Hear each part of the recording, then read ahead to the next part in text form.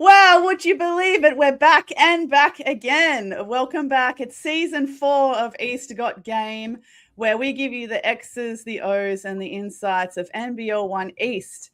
Thanks for joining us tonight live on YouTube and Instagram. And remember to follow us on Instagram and Facebook at East Got Game.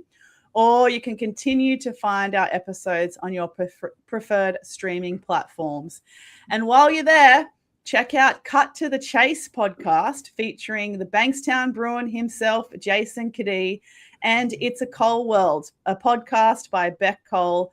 Both of them brought to you by basketball.com.au. All right, Lockie, it's been a long time between drinks, my friend. How are you? I am great, Squint. It has been the best part of 7 months since the Canberra Gunners won the NBL 1 National Championship down at Tuggeranong. And it's been a long off season. It's been a fun off season, but it's been a long off season waiting to get back in the Shark Tank, get back to the home of hoops for some NBL 1 and particularly some NBL 1 commentary. Look, and I can selfishly say that we were there at NBL 1 Nationals on commentating duties, but also the icing on the cake was being able to see the Gunners win the national title on home court, donning our brand new Canberra jerseys, thanks to Coach Herrick for them. So it's been a while. We're ready to get back into it, but seems like you've had a pretty eventful off season if your merchandise in the background's anything to go by. Oh, you mean this thing? Yeah. Well, I did some other stuff. I commentated Australian Handball National Championships, so the Olympic sport of handball, not the one you play in the schoolyard. Been knocking around some A-League soccer, a bit of WNBL, and then, last month I went off to Italy for the Winter Olympics. That looked awesome. It looked like you had such a great time at the Winter Olympics. I'm stoked that you got to go. I know that you were really looking forward to it for a long, long time. I think NBL 1 East is just around the corner, and it sounds like you're getting back in the commentary box. I am. I'm back for Sutherland and Comets this season. So I got all 10 Sutherland home games and 6 Comet home games. And watch this space. We got a few new commentators at Comets this year. So building a bit of a stable of commentators. But I will say I've already been in a bit of NBL 1 East action because I did bump into the Brindabella Beacon himself, Glenn Morrison, at Singapore Airport on his way back from his tour of Europe after playing in Sweden. Sadly, he told me he didn't get an extra legroom seat from Singapore to Sydney, which for the big man must have been painful. I mean, did anyone tell them who he is? He's the Brindabella Beacon. I think that's a automatic exit row seat for him. I think he should just be given the pilot seat if he really wants it. I trust him. Yeah, we put trust in him to close out games. We can trust him to land a plane. 100%. Great. So you'll be 16 home games under your belt again. I dare to ask how many games you've actually commentated now in NBL 1, but I'm also getting into the commentary box again. But the sad realization is that it will be bittersweet, I should say. It will be my 3rd season commentating NBL 1 North, which I'm very humbled and privileged to do. But the sad part is it means at the end of this season, I would have commentated more North Conference games than East Conference games. And that's something that I wasn't prepared for emotionally. No. I do know that I have commentated at least 100 NBL 1 games because we celebrated that last year. I think I'm up to about 170 games across football. Including hopefully one last year at Sydney Uni. Well, hopefully when you get to 200 games, you become a life member like they do in the WNBL. Just putting it out there. Just putting it out there. Just an idea, or, maybe just a socials post like you do 100 games or 50 games for players, 200 games commentated by Lockie France. But nonetheless, we have the podcast here to keep us grounded in the NBL 1 East. Again, another season that's shaping up to be huge for our conference, and we're getting very excited to get stuck into it. 11 days away till tip-off, but For this episode, we're just going to be covering some of the biggest signings and movements ahead of this 2026 season. And then next week, we have also a very special episode with another guest. We'll be talking signings this episode. We'll also have a very special athlete interview to close out the episode. So, Lockie, you ready to get stuck into it? 100%. Always ready to chat some NBL 1. That's why we're here. Oh, good. And keep in mind, as we said, 11 days till tip-off. There's a lot of rosters that still need some spots to be filled. I feel like the conference is getting better at announcing signings in due time. But as we were talking about yesterday, ahead of the 2025 season, some clubs were still posting their announcements literally the night before the first round. Let's hope it doesn't come to that again. So all of the signings that we're going to be talking about today is obviously based on what we certainly know and has it been officially announced on platforms. So let's go team by team. The first one, obviously, on the top of the list in alphabetical order is the Albury-Wodonga Bandits. Great to see Unique Thompson back in the women's program. And another big signing for the men's program I'm excited about is Majuk Majuk. He's jumped over the south to the east. That's a massive signing, and I mean that literally and figuratively. Because three-time NBL champion. He's been around the traps as Majuk Majuk. Long NBL career, and he's 33 now. I mean that shook me saying that he's 33, but yeah, he's definitely been around the traps, and that's a really, really good signing for Albury-Wodonga because I think everybody, including themselves, would say that they are fairly underperformed in 2025, finishing second bottom with just 5 wins. So yeah, definitely a big signing for them and a good place. He was pretty early in the piece, and bringing him in alongside bringing back Kev Blaylock, they're going to have the paint locked down. Yeah, it's not too often that we are privileged with having imports signing for multiple seasons, A, in the same conference, and B, at the same club for that conference. But, we've seen people like Sydney Hunter, who recently moved to NBL 1 Central. She signed multiple years with Maitland. Blaylock's coming back, which is great. Mandrell Worthy was announced today going from Maitland to Newcastle, so at least he's staying in the East. But pinching Majuk from South is awesome because as much as we love the East, we are usually starved for true centers. So it's going to be interesting to see how other teams are going to match up against Majuk, not just in his expertise, but his size. I mean, he's a textbook center.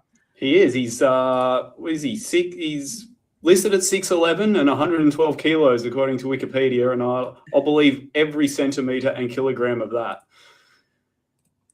So, yeah, huge from Albury. I'm sure they'll be very keen to perform even better than last year. Their roster last year looked really exciting on paper, but, yeah, just couldn't get it together on court, unfortunately. And we mentioned Unique Thompson is coming back for the women's team for Albury-Wodonga Bandits. She was MVP up here in NBL 1 North. I mean, she's got to be an early pick for NBL 1 East MVP for 2026. Definitely. Obviously, Munger is defending MVP and always right up there, and she's so dominant. She's such a dominant part of the Newcastle, everything Newcastle do. But if Unique goes off as regularly as she's expected to, she'll be right in the conversation. I mean, it goes without saying. Yeah, and Unique not only is coming off a MVP performance up in the North, but near MVP performance in a debut WNBL season. She was really the savior for that Sydney Flames team in a lot of situations. So she's just riding the high right now, and the Bandits are going to reap all the benefits. They certainly are. Well, if there's one team that knows how to use, one coach that knows how to use Unique Thompson, it is Sammy Mack. But how good is it that going to find an NBL 1 import in the WNBL, and they're not just like they're better than the Aussies kind of signing. They're a proper import that Albury scouted. Obviously, Renee would know about it from her time in the East, and how good! I love it. I love seeing imports stick around in Australia as well. Because then they get permanent residency and then they don't count as an import anymore. That's right. And then we can keep them for longer. Yeah. And next on your list, without going in alphabetical order, I think one of the big teams at the forefront of a lot of fans of NBL 1 East's mind is the Maitland men. Oh my God, talk about loading up. I know. I mean, their outs, I mean, they obviously Worthy and Hunter are out and they haven't announced Christian Little yet, so it's this late in the piece, but their starting five this season shapes to be Will Cranston-Lown, Mason Bragg, Rain Smith, Billy Parsons, Miles Cherry. The end. That's just so stacked. Like Rain Smith, like literal boomer. Rain by name, rain by nature. Legit, like 39% or 37% college career three-point shooter, 38.5% three-point shooter in NBL this year. And does all his work from the three-point line, which is going to be so beneficial for Cranston-Lown and Bragg to just know that they've got that spot-up shooter that can just bury anything. Be interesting to see as well. Like I feel Cranston-Lown and Bragg are pretty similar in a way that they're very quick, very crafty, able to create for themselves and certainly for others. Like they would have as many points as assists, some outstanding games.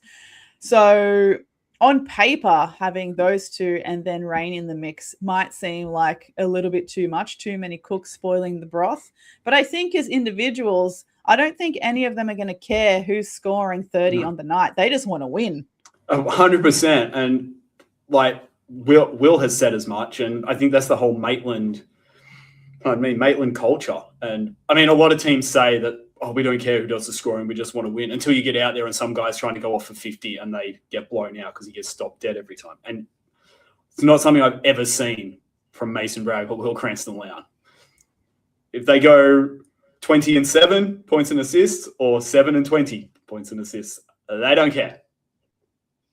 And they've got Miles Cherry then to play with as well. If for some reason the three of them and even, you know, the likes of Parsons and the talented local bench from the Mustangs are not having a great day from the arc, they've got Miles Cherry who's consistently getting double-doubles under the rim. Yeah, 62% around so inside 8 foot last year. And 3.1 offensive boards for a team last year that actually finished in the bottom half of the league in offensive rebounding. So we talk about all the scoring and ball movement that the Mustangs have added. Miles Cherry's going to really shore up a couple of areas where they might have been lacking last season. And I'm pretty confident as well, if it wasn't last season, perhaps the season before, where Cherry, I think, took at least 90% of his shots inside the paint. Yeah, that sounds pretty. That sounds like him. Yeah, they're pretty on brand for him. Yeah, well, actually, no. Last season, 191 shots inside 8 foot, 1 of 10 between 8 foot and the arc, and 1 of 3 from 3-point range. Looks like he's dangerous from the corner 3 spot. Yeah, he's 1 of 3. He's 1 of 1 from the corner. There's no doubt that he doesn't know his role. The man knows his role. He does it well. And he doesn't stray from it because he doesn't need to. Because he doesn't need to. Yeah, so that's going to be super exciting. I imagine that Rain Smith is going to be ducking in and out between the Mustangs' responsibilities and Boomer's responsibilities throughout the season too. Hopefully that won't disrupt too much of the chemistry and the stability of the team. I can't imagine that it would, given that the Mustangs are one of the great teams in the East that are able to maintain a core group season 100%. In, season out. And I feel like it's like when a couple of years ago with Sutherland women, it was like, as long as we got into the finals and Panousis and Nicholson and everyone was there then, they could make a run. And they did, to the grand final and almost won it. And that's the thing. If Maitland come 3rd, 4th, 5th because, you know, Smith's out for a couple of games and they drop a couple when he's on, if he comes back for finals, they're back to where they were and they can make a run. You just got to be in it. It's got to be in the mix. Got to be in the mix. That's it. That's it. Heading for another season with a 5-way tie for 3rd spot or a 3-way tie for 5th spot. No. Shouldn't put that out in the universe. No. It'll happen. There'll be a 3-way tie somewhere. There always is. Easy. It's always exciting. We always get what we ask for. Yeah.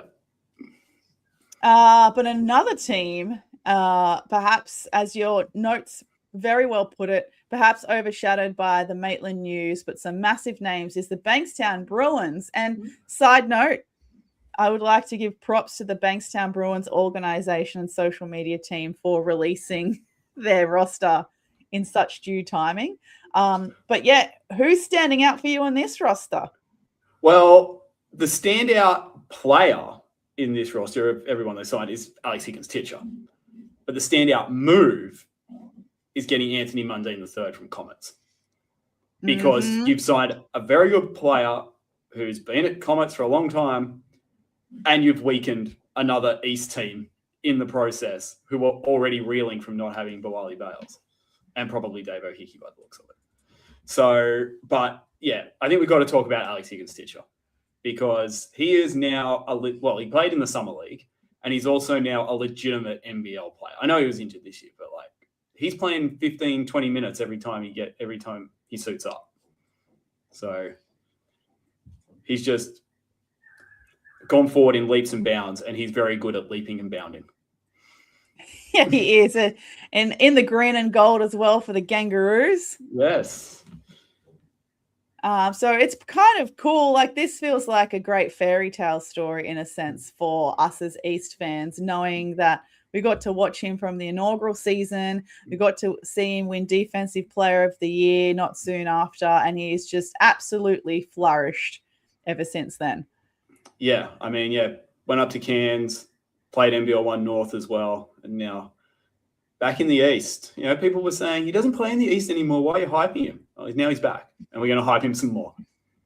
Yeah, exactly, because he was grown here. We saw him, grow as an athlete and as a player, and sure, he's taken his talents elsewhere. He's still, East at heart. Yeah. Oh, bless. And because that Bankstown roster is, looking pretty deep. They've also got Nico Timonera joining them. Young guns like Jesse Edwards is back. Zeke Evans has jumped over to Bankstown Bruins. Angus Lake is back at Bankstown Bruins after his stint with the Sutherland Sharks. The one person that's not on this list that I was waiting to see is obviously Hayden Blankley, but I think you told me off air a couple of days ago that he's unfortunately injured. Yeah. I think he did his knee over in China or Hong Kong, wherever he was playing. I don't quite remember. I think he posted the other day. He's doing so much swimming rehab. He's going to be Aquaman by the time he's back on court. But and they also got Elijah Kamu from Gold Coast. Have you watched much of him? The name's certainly familiar. I think he's going to be a pretty solid guy, in that 3-4 spot for them. Really interesting move. I'd love to learn a little bit more about what conversations were had to lure him over down to the East. But perhaps there must be a connection with Kadee, perhaps, because Kadee spent so much time playing for the Gold Coast Rollers. He did, yes. There's always connections.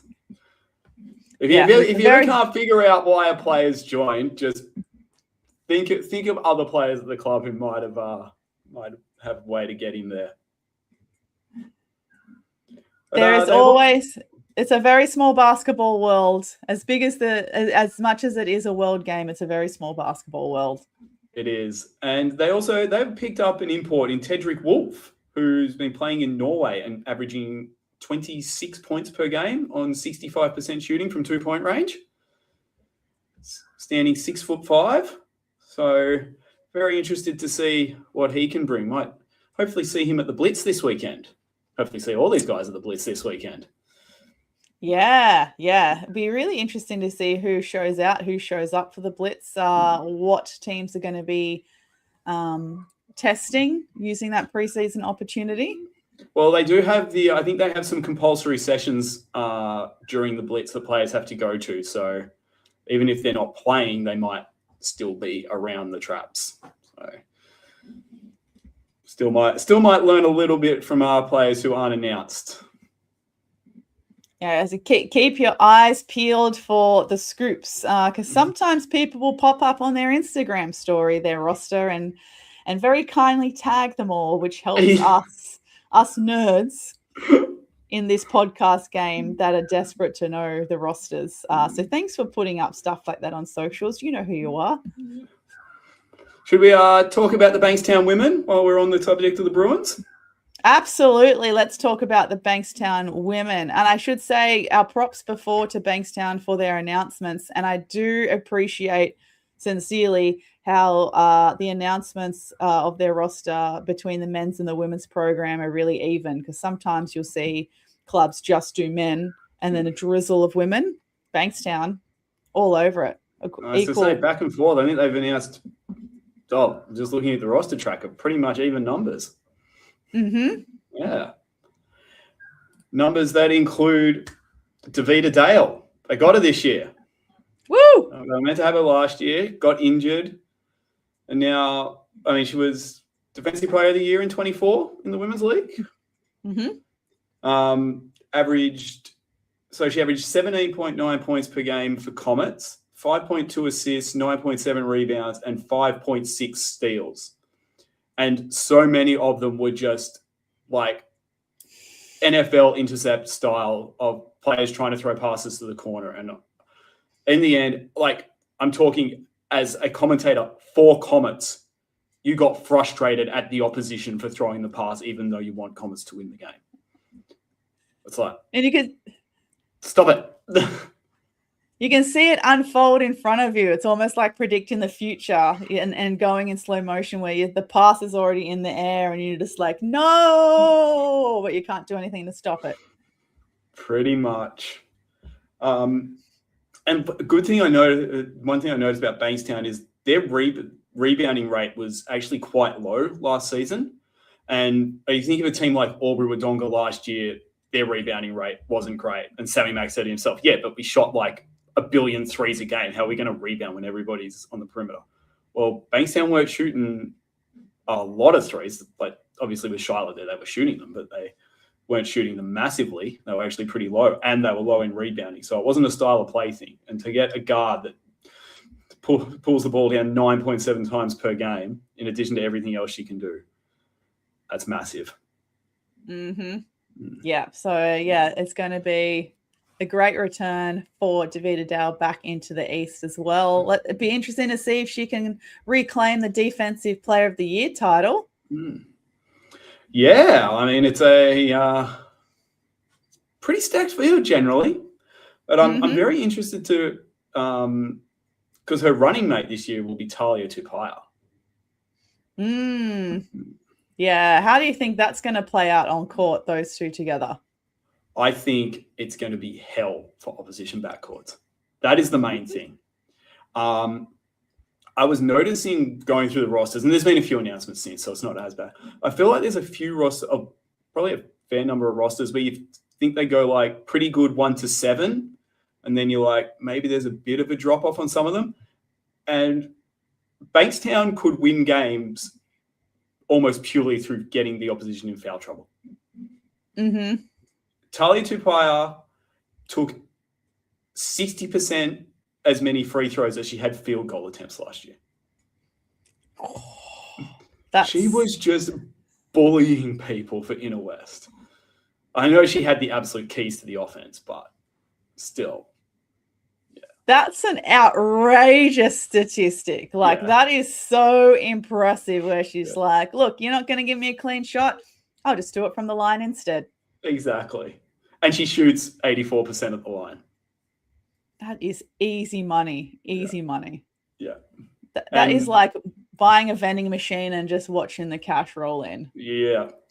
And, 50% around the rim, 37% from 3-point range. She's totally too far. She's an opal and a tall phone. Yeah. Not a lot of people can say that. No. Now, moving on, I know you've got Comets men down on the sheet first, but alphabetically, we've got to go to Canberra Gunners now, and the Canberra Nationals, I beg your pardon. Limited announcements from them. I mean, as the roster tracker on the NBL One East website stands, the Gunners have announced Morrison, Byatt, Wardlow, and new import Darnell Hoskins Jr. And the women, Jasmine Butsos is back, Carly McAllister's back, Zara Funnel is stepping up, and they've nabbed Katie Jones. That's so massive for them. I mean, we all saw what Katie could do last year. She was elite alongside Riley Lopfer for Aubrey Wodonga, and she just immediately makes the team so much better. Just bringing in a massive, massive piece of the backcourt to just control the play. I mean, she can play she's played the 1 a lot here. She's played the 2 a bit overseas in Germany, where she is at the moment, and she'll probably miss a few rounds because her team's just good in Germany. They make playoffs, and the season keeps going. I'm not angry that they made the cup semi-final, and I missed their game in Germany. Not at all. Moving on, but she can slot in. Whoever else they sign for the backcourt, Katie's just going to be able to complement whoever that is so well. And what's the girl got to do to get a WNBL contract? Like, she's literally now moving to Canberra where there is a team. Someone's got to at least give her a DP position, surely. If she's living in Canberra, they have a WNBL team. Just do it, please. Oh, this just hot off the press thanks to our good pal, Caleb Fogarty, who, as we know, absolutely crushes it as the NBL 1E social media manager. He's just popped in the Instagram live chat that Callie Bourne was just announced for the Canberra Nationals as well. This is off the... We love. Welcome back, Callie. And this is obviously on the back of Will Mayfield and Zach McDermott being announced today for the Gunners. Yeah, so they've added a few, but I think for the Gunners, we're going to expect very much the same. I mean, the main thing is going to be Derek Emma-Lafonu out, going up to Mackay, and then you import Darnell Hoskins in. Glenn was saying to me he can't remember the last time if he's ever played with 2 imports, because they've got Ev Wardlow and now they've got Darnell. It's just Canberra don't generally have 2 imports, but I think maybe they're coming around to it, But I think it's only a matter of time until we see, Tui, Pender, Ted Bigwiller, Will Rice, guys like that probably get announced over the next few days and return most of the same core. Lockie Smith, surely back with his mullet. Oh, yes. And so Canberra, both teams shaping up to be looking pretty good. The women's team already core players like Butsos is back. Always great to have Carly McAllister back, guaranteed double-double. The pairing with Katie Jones and Carly McAllister is going to be sweet poetry in motion on that pick and roll. Oh, so yeah. Good things coming for the Gunners. Now, the Central Coast Crusaders, they have started to announce a lot of their roster. One big standout for me from the women's program, which I'm sure is going to be also your delightful standout. The men's, though, they got Garrick Young back, which is great. So also able to retain a successful import in their men's program. Aaron Redhead has returned home from his stint at the Hornsby Spiders.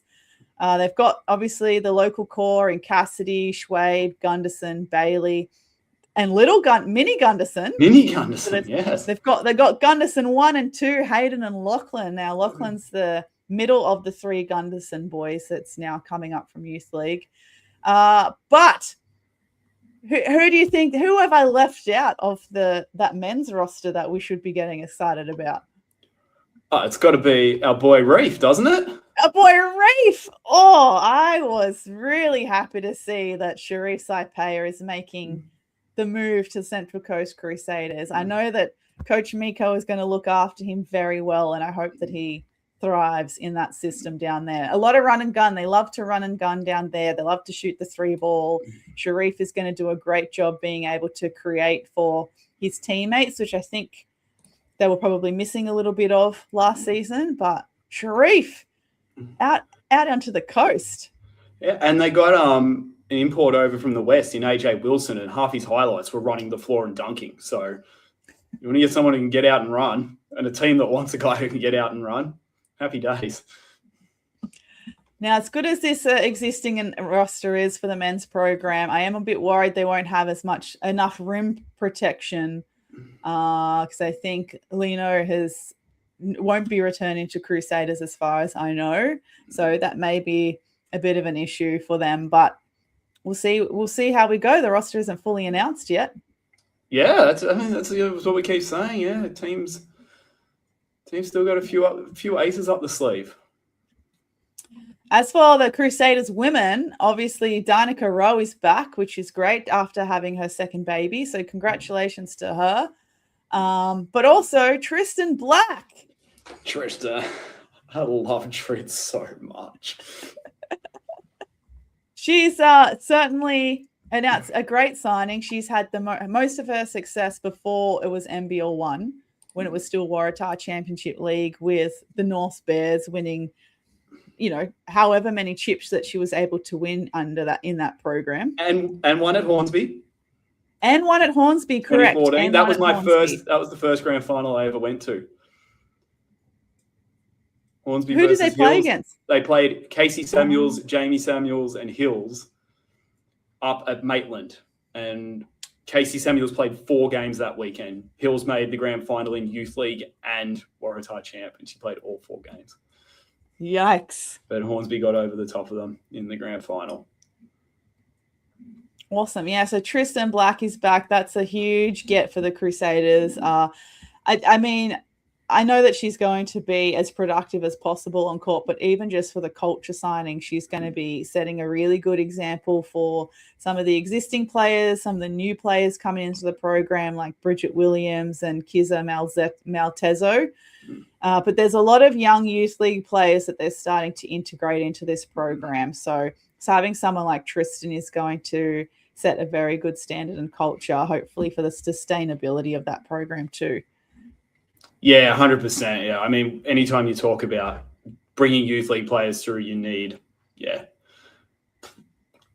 culture fits, exactly as you said. Mm-hmm. Could not have said it better. I mean, no Muffy Loader this season. Jazz Simmons didn't get on the court last year, but she's gone.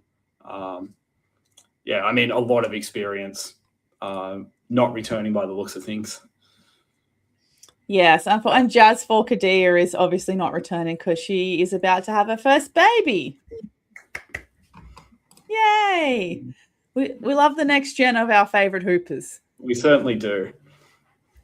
Now, Centre of Excellence, nothing is officially listed on the roster tracker, but I think from some social media posts and their official website, you can kind of garner who's going to be around. But as we say, with every season with the COE, it's always going to change from the start of the season to the end of the season with some kind of World Cup in between to interrupt the season. Yeah, I think they play like 3 games and then don't play another NBL 1 game for a month or something.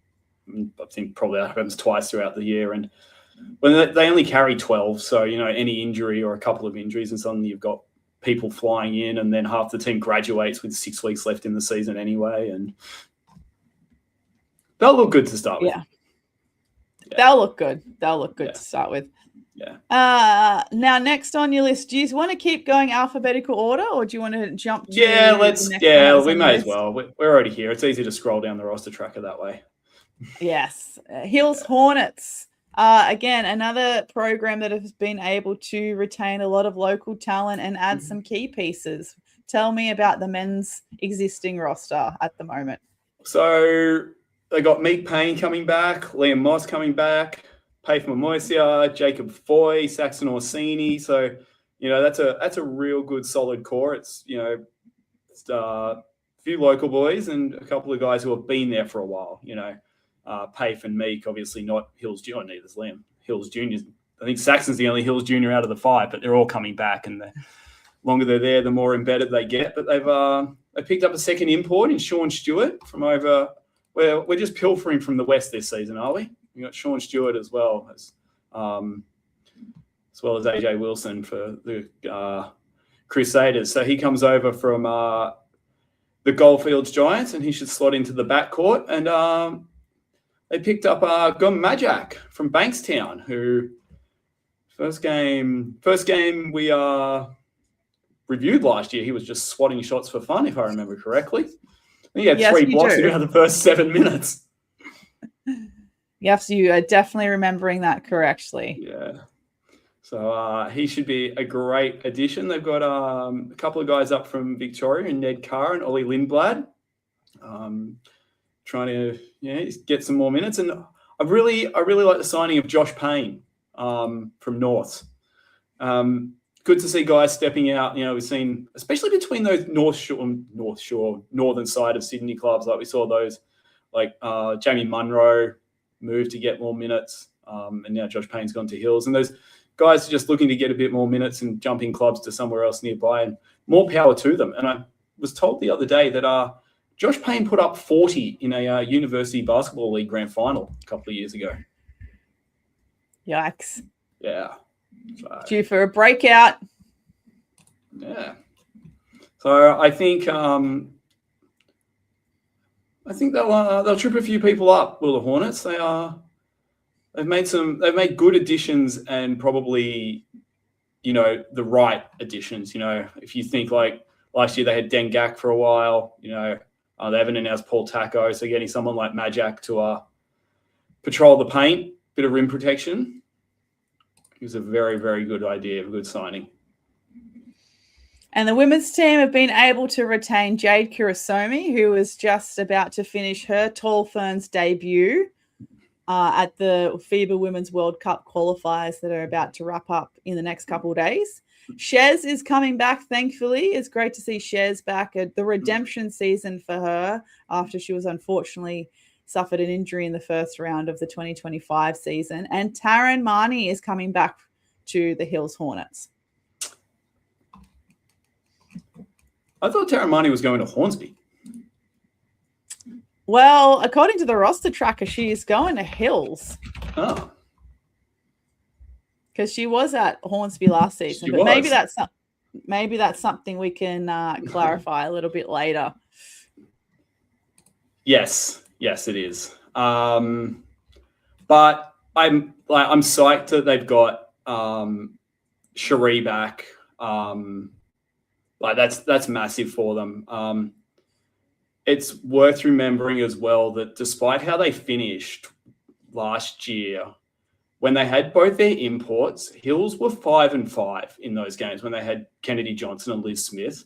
So if you take Cherie, and they just got an import in Brooke Bielko, who signed, who played D1 at Bryant University. So,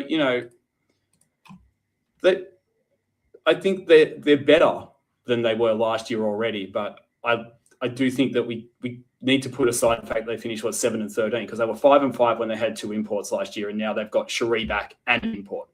So if they both perform to that level, there's no reason they can't go 500 or better again.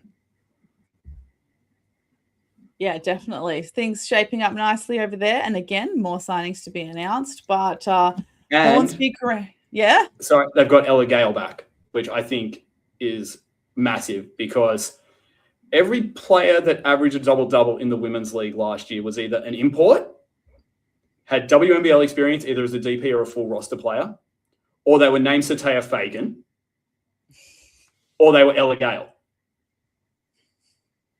That's pretty good company.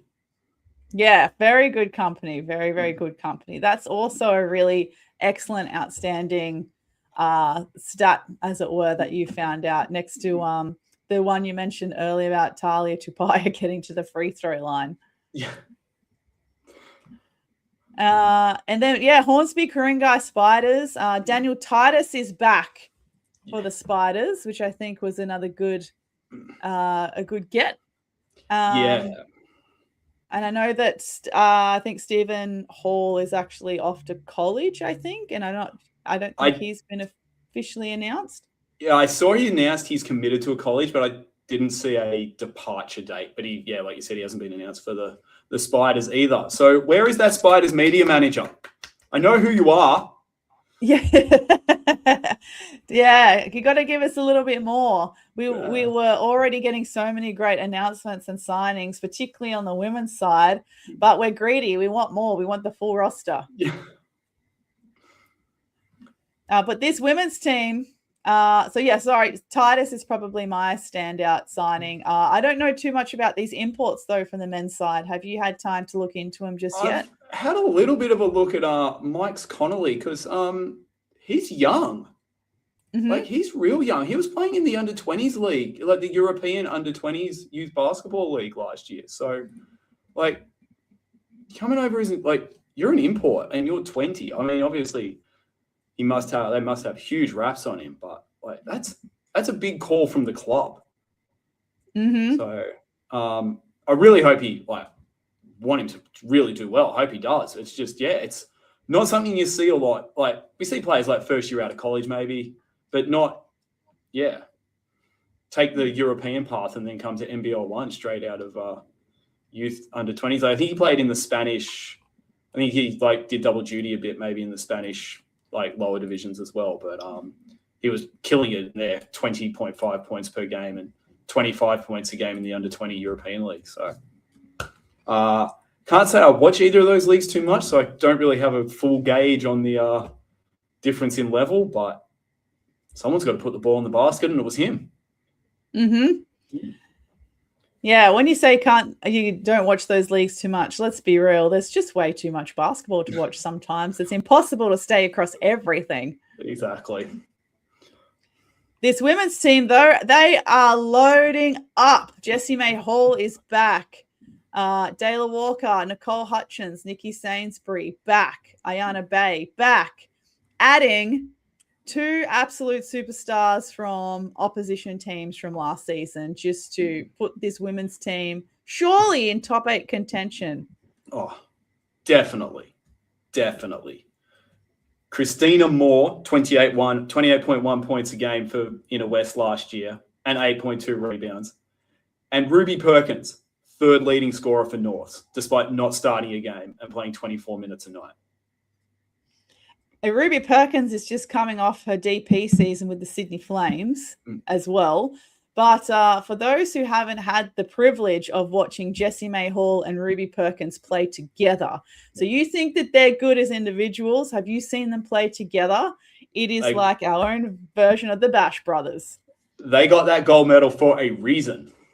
Mm-hmm. And we've watched them be happy to give the keys to each other when they need to as well.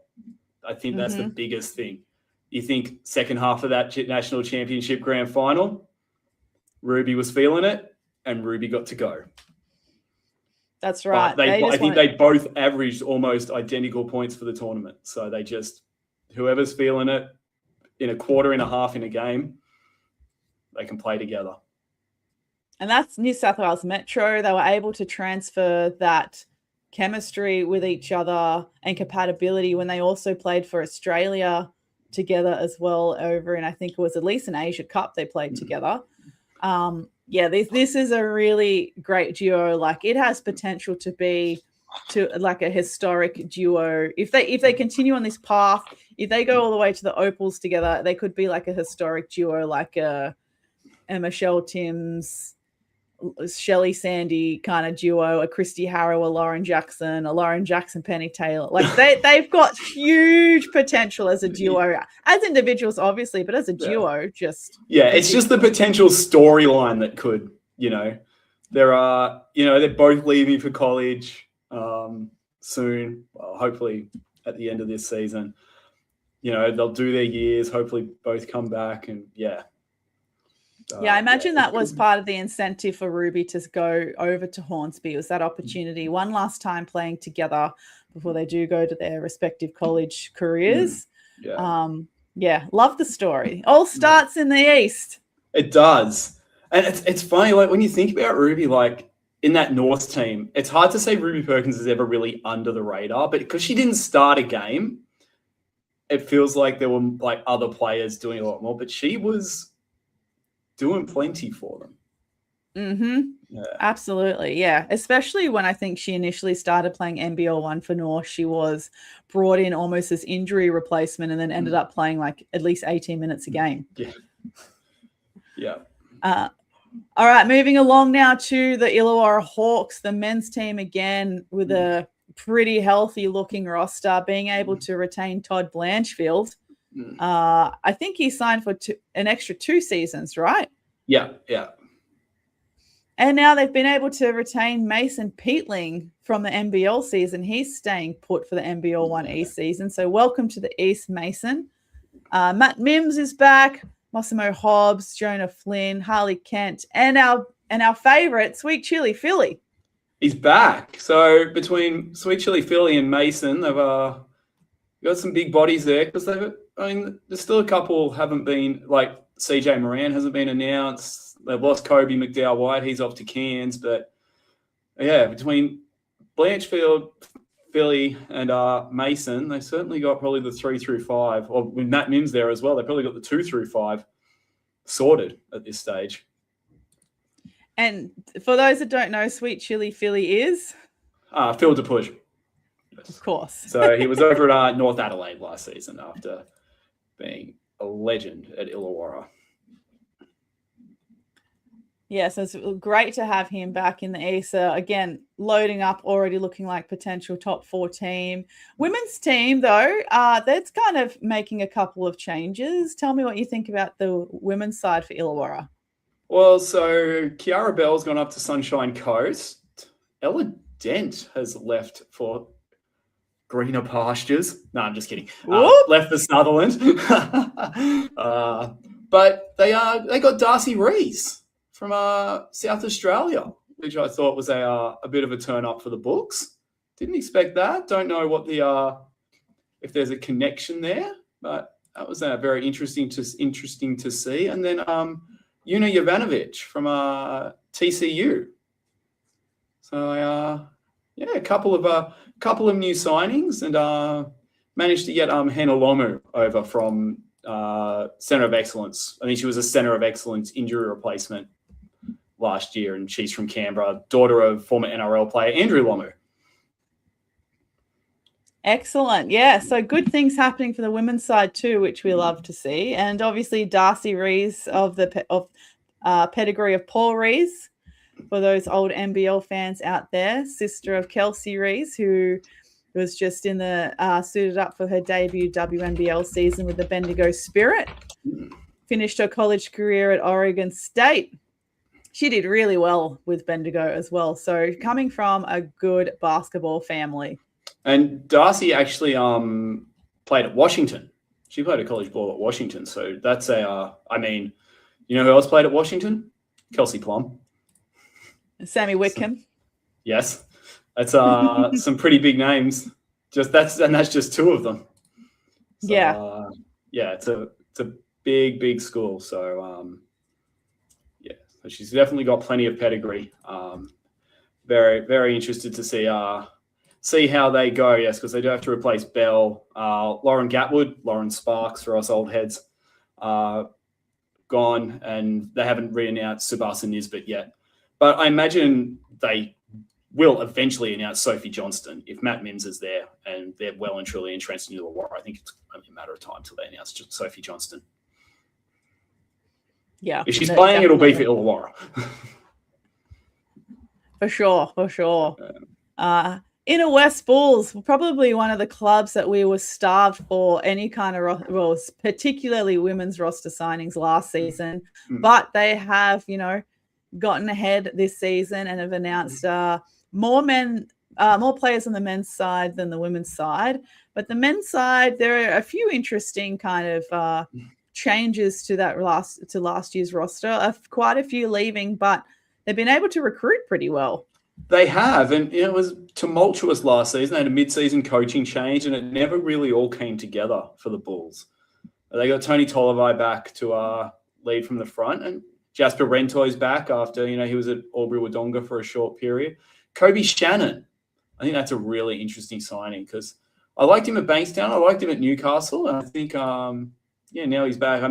Maybe just wanted to come back to Sydney, but by reports, he's been looking very good. Word around the campfire. I don't get much intel about the men's comp, but I did hear that Kobe's looking pretty good at the moment. And they managed to snag Malok Majak from Rockhampton up your way. Mm-hmm. Up our way. It looks like we're doing a pretty good exchange at the moment between NBL 1 North and East. I think that needs its own separate roster tracker. But also, I think Breffo as well. Yes, yeah. He's been good as well for them.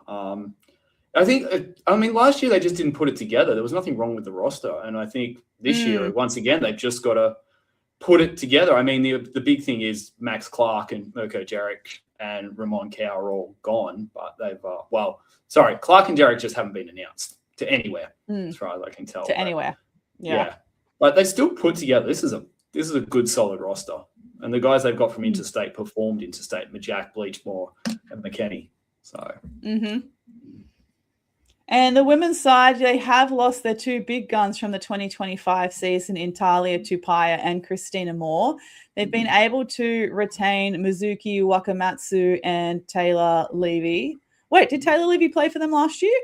No, she's over here. New. She is new. She just didn't play. She didn't play basketball at all last year, I don't think. That's right. She had 2025. She played Central because she's from South Australia. Had 2025 off. I think she just played footy, and now she's at GWS and playing for Inner West.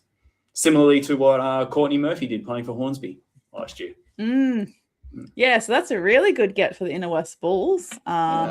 And Sally Fairman has made the switch from Hills Hornets over to Inner West Bulls, the Australian Gecko captain herself. Yes, that was it. That was an interesting one to see. But, I mean, they do have Shelley Gorman as head coach now. So, trying to build the squad in her own image a little bit.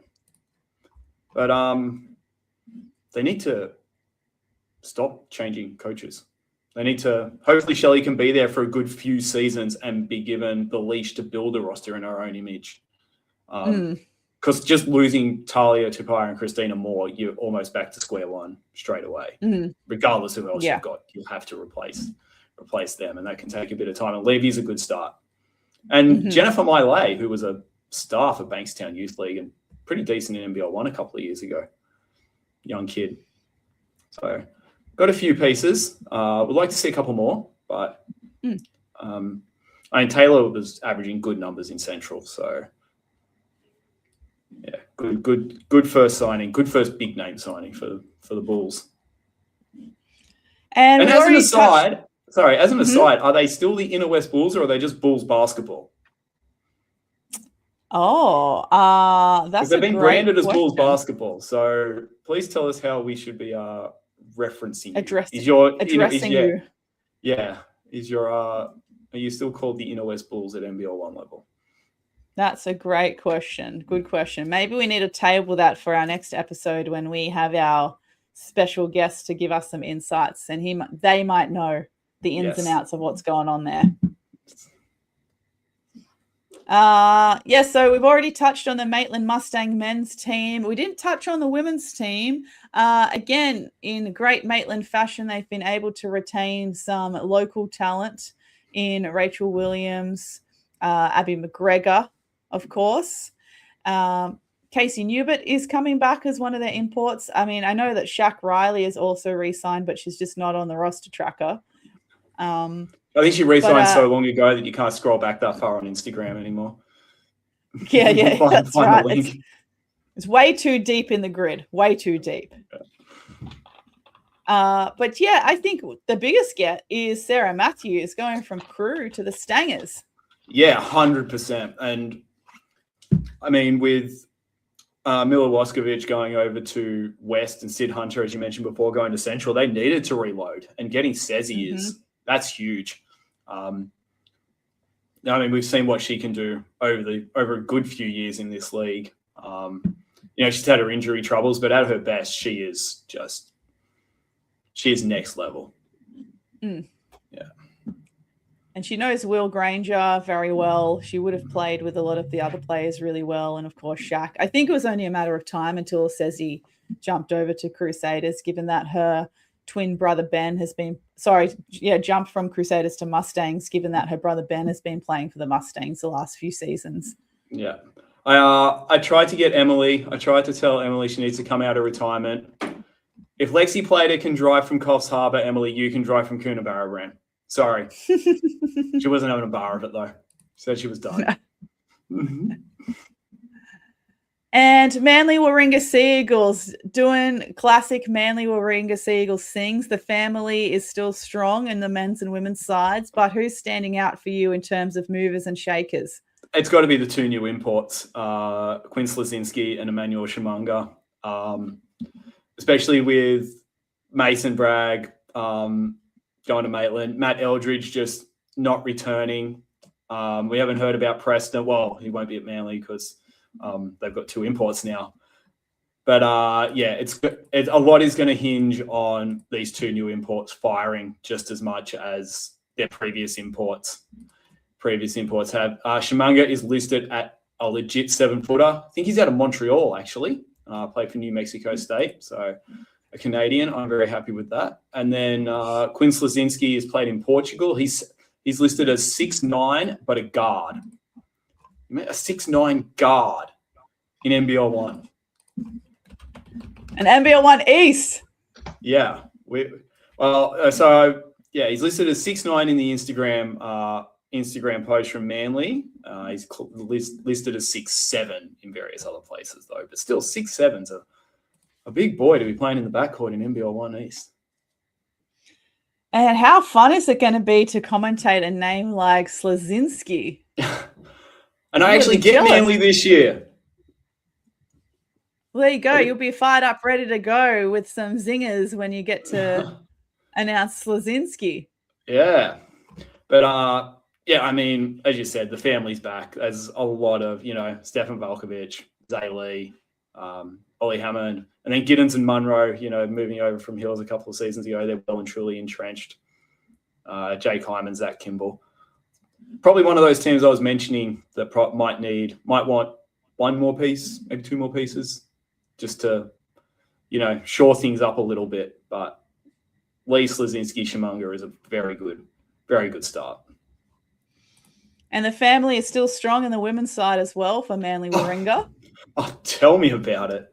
I mean, Annie Henderson, Taylor Wirtz out, new import in Jada Jansen, who played for Mount Gambier last year. And the only thing that, apart from that, has changed is they called up a couple of youth league players. Yeah, the hits keep coming because we know how talented that youth league program has been in Manly. 100%. So, yeah. So they announced their last four, and it was Freya Bykirk, Neve Smith, Liv Johnston, who were all part of the roster last year, and Cassidy Thompson, the New Zealand junior rep, getting the call up. I guess there's a spot there as well because Chloe Dix is over playing her final year of high school in the States. Oh, good for her. Yeah. So, I mean, what can you say? The starting lineup is just going to be probably Jansen in for Wirtz. Henderson, I think, Annie Henderson actually played the second most minutes of anyone for Manly last year, but you've got to take into account that Alex Delaney missed 7 games gallivanting around the world. Oh, gosh. What a lovely lifestyle. Yeah. But, I mean, it's Manly. They're going to turn up. They're going to finish in the top 4, probably. And they're going to be there or thereabouts. And Newcastle Falcons, man, are they going to be fielding a team this year or what? I got 4. I got 4 now. After Mandrell was Nana, so they've got 4. So I think, can you play with 4? I know in some leagues you can, but it's a good start though. It's a good starting 4, don't you think? You can only play with 4 once you start with 5 and one's been fouled off. Well, no one can sub on, and no one can sub on. That's what youth league players are for. I mean, should we be worried, or are they just building the hype of announcing an outstanding roster before the Blitz? But I mean, like the Blitz is in a matter of days. We're going to see it. Yeah. want to see them. Well, I mean, it's they announced Beastie, they announced Mandrell, they announced Chair Maker, and they announced Elias Cato. I mean, it's such a good start, and you sprinkle in. So Cato's 6'9", plays on the wing, he's playing in Europe in the Czech Republic. I mean, you sprinkle in maybe like Alex Clinton, right? Someone like Goodwin back, Lewis Mason, just a few of these guys around the way that have been. I think they all live at Newcastle Stadium because they've been there that long. That's what all those extra small courts are for. Yeah.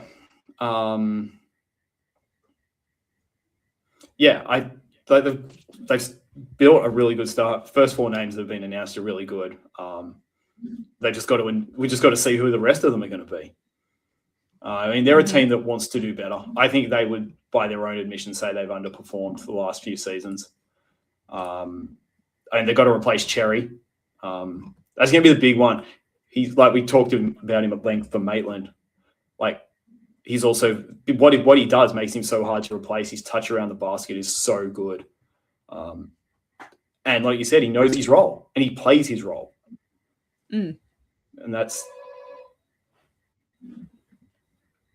sounds like you're getting a Is that you getting a phone call? It's my intercom. I gotta go. That's weird. You better go check that. I'm going to keep going and go through the Newcastle women's roster. So the hits keep coming as well for the Newcastle Falcons women. They've got Nicole Munger, the MVP, coming back. I'm just going to mute Lockie really quick. Of course, Munger is coming back. Kate Kingham, absolute staple of the Newcastle Falcons women, is returning. Meg Jefferson and Claudia Wahape Andrews, who were initially recruited after their cap season a couple of seasons ago, are coming back for the Falcons. Sophie Brennan as well.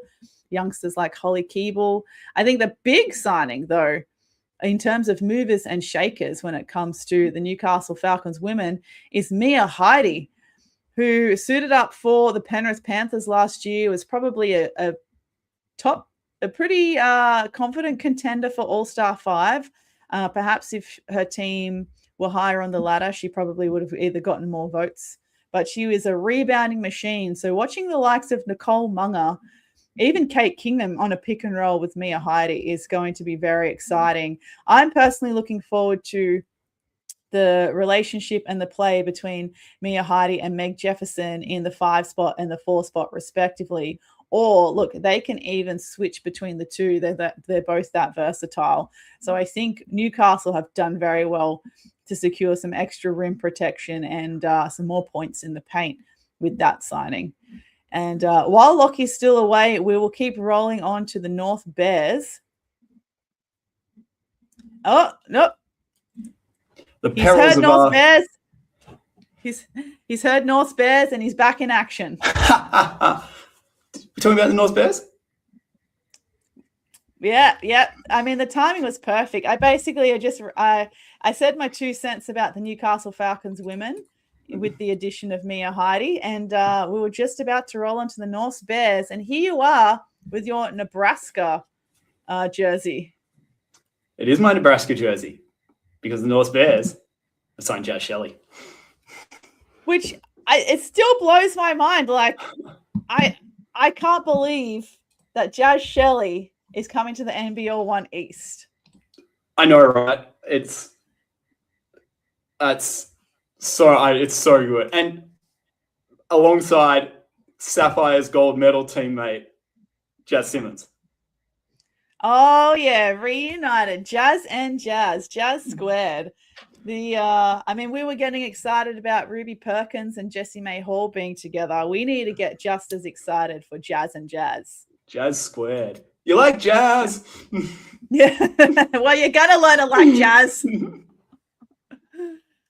Yeah, absolute huge. Arguably one of the hugest, if not the hugest signing to come to East.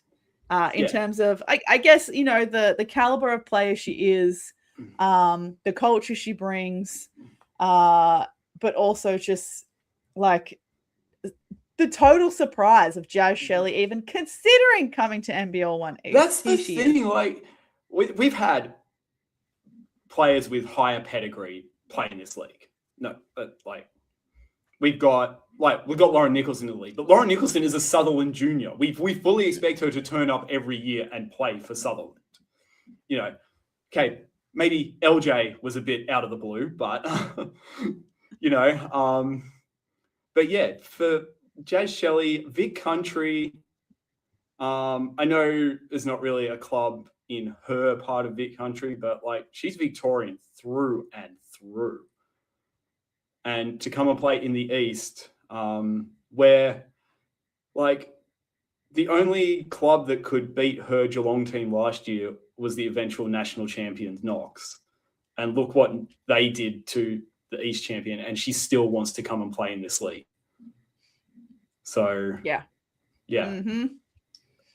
Someone's doing some great hard work over there at North. Send them a bottle of champers. Yeah, like it's so good for the league that we can recruit this level of player. Yeah. But also, who wouldn't want to come to play for Renee Garlop? She has such such huge respect across not just the East, but across the WNBL now, stepping into the shoes of head coach at the Sydney Flames midway through the season. She's currently in Turkey with the Opals. Yeah. We know that even young players like Caitlin Martin and Holly Wills have left their junior clubs they were so loyal to play for Renee at North Bears. And I mean, am I getting too greedy and saying, hey, Jazz Shelley, you're already here in Sydney playing NBL 1 East. Why don't you just stay and play for the Flames? Stop reading my DMs with other Flames fans, because that as soon as like Jazz was like, I'm so excited to play for Renee, I was like, you've got to sign her. Sign her for the Flames. Do it, please. I mean, it writes itself. It's just too convenient. You may as well stay. I'm sure you'll like the lifestyle, Jazz. Well, she looks according to Instagram, she's pretty enjoying it. And why not? Good on her. So I wouldn't be surprised if she sticks around, and I really hope that she does. Yeah. She's gonna be so good for them. Especially like it's open, like the squad's like opened up a bit with like Carla Pittman going to Mount Gambier and Ruby going to Hornsby. Like, you know, there's minutes to go around for everyone as well again. So like they've just like shoehorned her in because they can get her. It all fits. Yeah. No, it's not going to be the roster is still balanced even with her as an addition. Yeah. But the men's side, you know, they've been able to retain a lot of the talent from last year's roster with the addition of Hunter Madden coming back, the addition of Bolding as well. Yeah, so Bolding and Bailey Hanson, who both were at COE last year.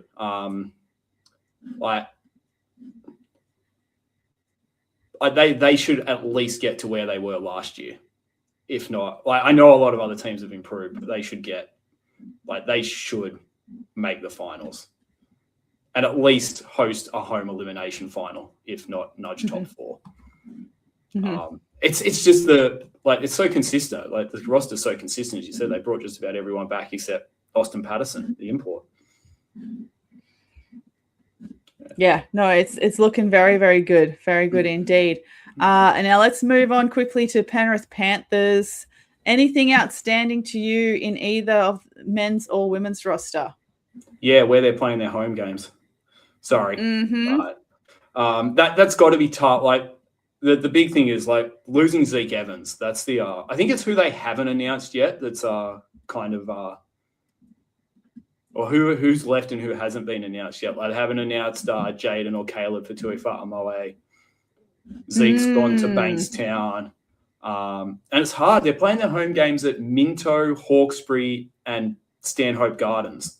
So Stanhope Gardens is in Blacktown Council, but it's not Blacktown Storm Stadium. That's in Mount Druitt. I think that's the biggest thing. They got Simon Kripaz from Bankstown as and Hosea Lassie over from New Zealand. But I think it's who they haven't announced yet. That's more of more of a standout to me on the men's side. Mm-hmm. Because they've re-signed some good players like Perez, Schwarzer. Get your Ben Kieran's Nuggets and Josh Carley. And I love Jet Hickson. He was so good for Penrith against Comets last year. Young kid, athletic, just up and down the court. Really looking forward to watching him play, and he might get a bigger role this year. I just hope it all works out for Penrith. And what about the women's side? So big outs: Vasquez, Heidi, Jackson. That's something like 2/3 of their rebounds last year gone. The mythical creature Hannah Griffin over from Hills, and Georgia Nowak from Bankstown / Canberra Nationals Academy Waratah League last year. I'm most excited to see Chloe Williams back on court after her injury last year. Because she was really big part of their team and has been for a few years. She's, New South Wales junior rep, Metro junior rep. Not sure if she ever made a 20s team. I think just having her back will be so good. They really need to build up the front court, because right now Malik Jenkins is basically playing a lone hand there, which is, good young player, but needs some proper bigs in there to take some of the load. All right, 2 teams to go to wrap it up. We've got your beloved Sharkies up next. I think for me, what stands out in the men's roster is the addition of James Hunter, which is great to see, given that it looks like Jeff Gerlach isn't coming back. So just a like for like, really. What do you think? Yeah, I like James Hunter. He moved down. He actually lives down in Cronulla now. He actually saw me walking down the street the other day. He saw me. I didn't see him. I don't know. He was actually in a cafe, so that's how I didn't see him. But I was going to say, if I can't see James Hunter on the street, there's a problem. But they returned Bailey MacArthur, Ryan Abbott, Luke Jamison, Hutch, of course, Jovan Paravinia, and Waxy. The Sharkies got Lucas Waxy Walker, which is crazy. I think the biggest thing is, will the Sharks get any Kings players with Coach Rogers connections? Oh, gosh, let's hope so. It looks like there's still spots in the roster to be filled, so let's hope we can nab a couple of Kings players. Spurgeon, where's Spurgeon at? Spurgeon got injured right in preseason with the Kings, so I don't actually know how he's doing.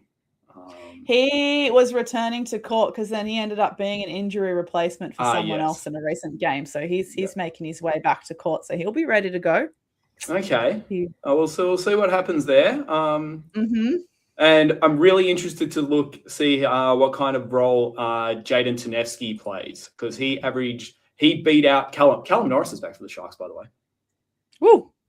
Jaden Tanevsky beat out Callum Norris for scoring leader in Waratah League with 34 points a game for St. George last year. I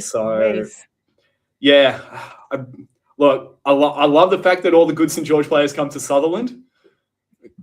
I just wish St. George had their own facility and could build like a proper senior program that players don't have to leave for a higher opportunity. It'd be a great rivalry as well. But I'm really looking forward to seeing what Tanevsky can do. He's got his chance. He's just got to make the most of it. I'm really looking forward to seeing it.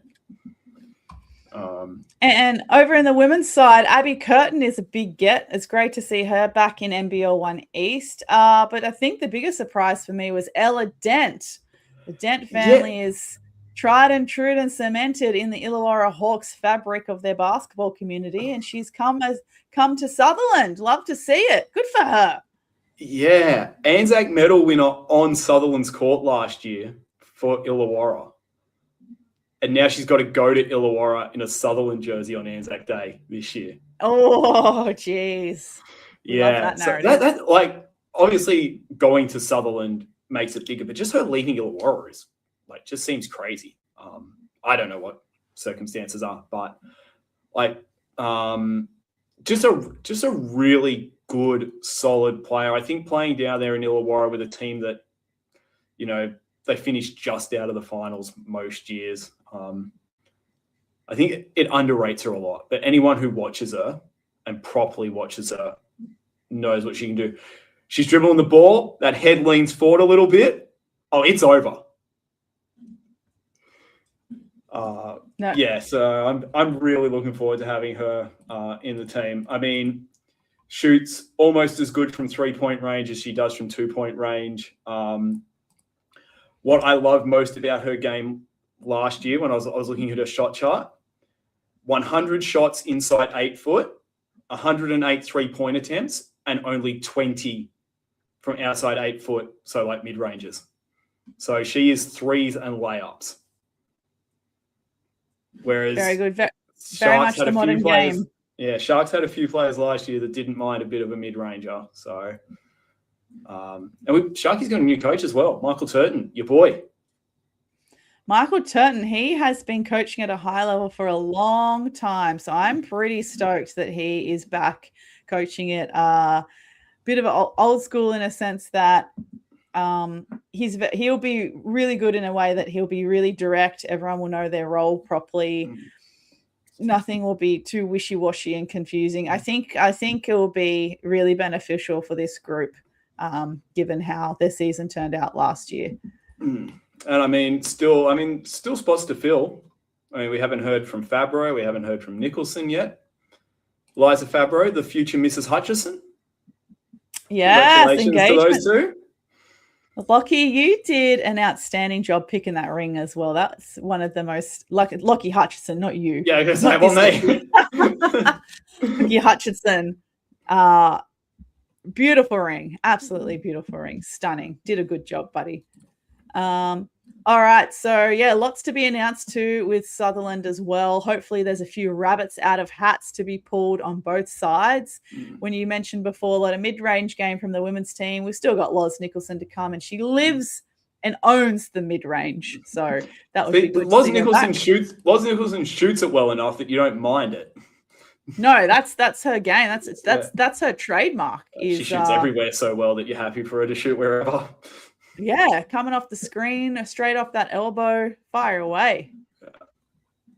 And last but not least, we have the Sydney Comets, which the men's side as well, as we've already mentioned, covering the other rosters, have experienced some significant changes, particularly the loss of Anthony Mundine III, Bawali Bales, and a big question mark around Davo Hickey, who hasn't committed anywhere as far as we know, whether that's East or otherwise.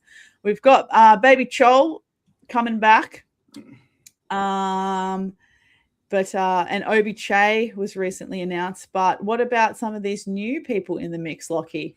Well, they did get Akil Douglas from Hornsby, the big lanky import from last year, who was really good for the Spiders last year. Averaged 17 points a game and shot near enough to 50% from the field. So be interesting to see his role in this team with Obi there as well. And then they've got an import. They've got an import guard in Ahmed Barber Bay, who is just out of college. Played mostly D2 and then jumped up to D1 for his final college year, but was really solid. Averaged 13, 5, and 4 in D2 college in his final year. Probably nearly 2/3 of his field goal attempts in his final college season were 3-pointers. So loves a 3.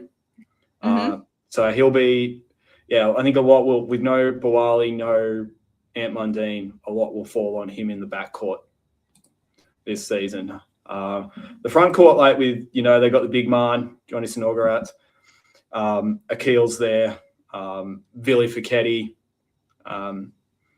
So it's the backcourt that's really going to have to come together quickly and fire. And last but not least, before we wrap up, is the women's side.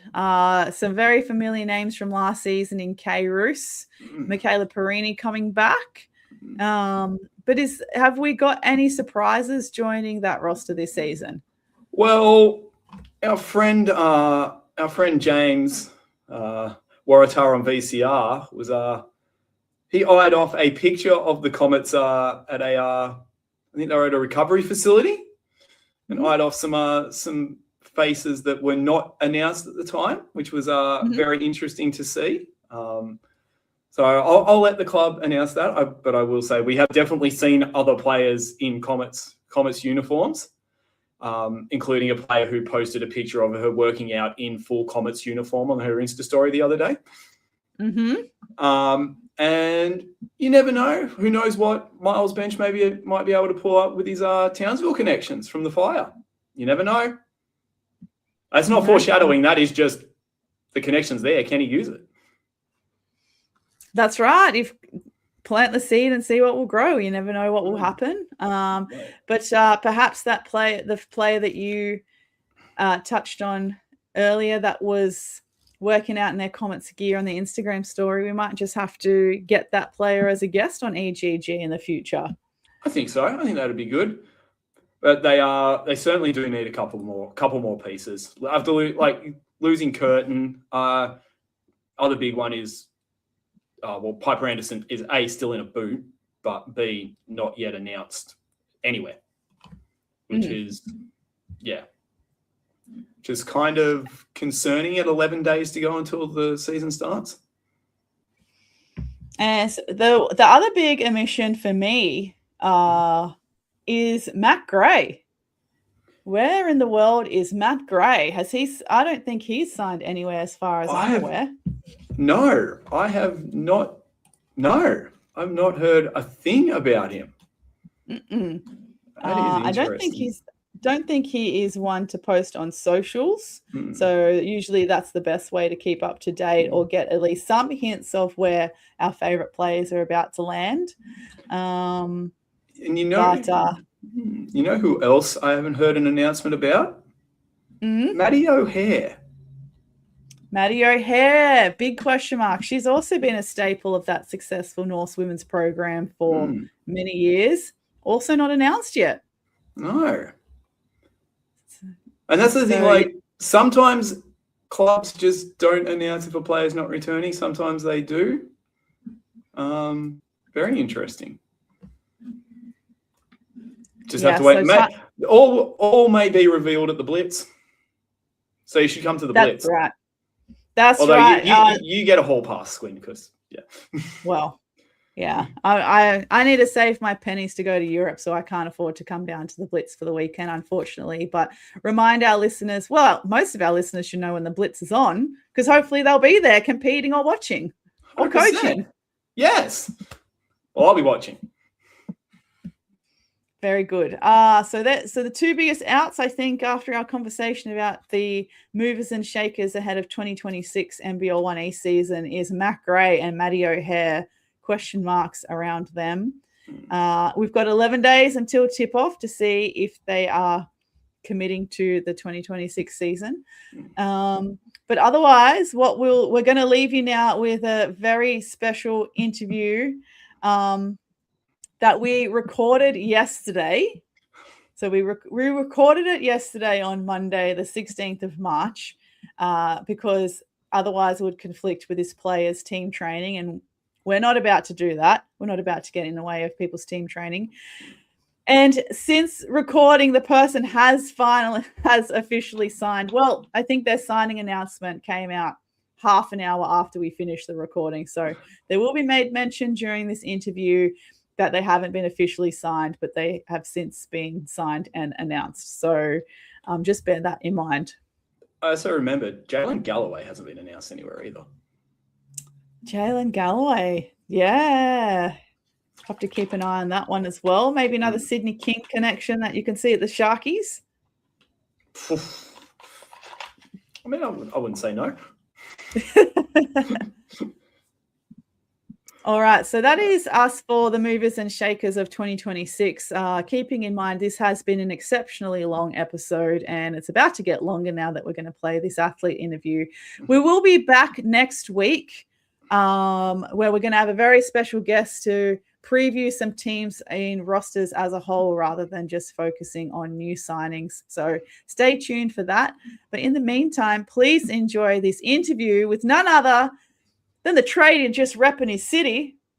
It's Will Mayfield.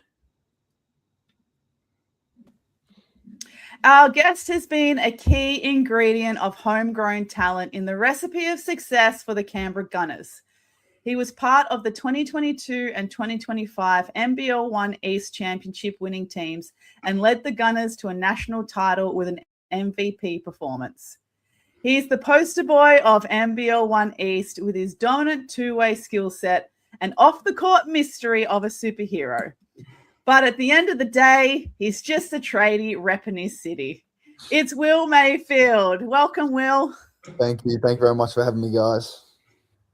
Long time coming, so we're very happy to finally have you on a guest of Eastcott Game and to help us tip off season 4 of the podcast as well. Absolutely. So, Will, lovely to have you on. I'm sure you know, we start every interview with the same question. Where and how did your basketball journey begin? Look, my basketball journey sort of started young, probably around 10. So, probably standard age for a lot of kids getting into it. But sort of mixed in with a lot of rugby. So it sort of took the back burner until I was about, 15, 16. Didn't make too many teams growing up, just playing a lot of like local club stuff. Had to sort of decide whether or not I wanted to go down the path of rugby, AFL or basketball. Decided basketball was the one for me, and just fell in love with the game. Figured out that I could sort of use my skill set to make the game a bit easier for myself and my teammates, and played basketball ACT Nationals 18's bottom age, and then didn't play again till top age 20s, which is when since then I've just been growing as a player, played academy, just always been in the ACT system since then. So what level of rugby did you make? I was just playing schoolboys, just like school level stuff for the all boys school that I was attending here in Canberra, up to about grade 10. So I didn't play any level at all. I was just sort of playing rugby for the school, playing AFL for the local premium team and whatnot. So nothing super high level, just playing, top grade down here in Canberra. And you weren't attracted to try and follow, say, rugby or AFL, given that, sporting contracts, if you're a professional, is a little bit more lucrative than basketball. And I guess, you've got the Brumbies in Canberra too. So there's a bit more of a direct pathway now that the Cannons are RIP. Yeah, exactly. Now that they're gone. Well, like, it's funny. When we played top age 20s, I was really doing it to try and, get my name out there and see if I could, have a career perhaps in college or something like that. And nothing really, came about from that.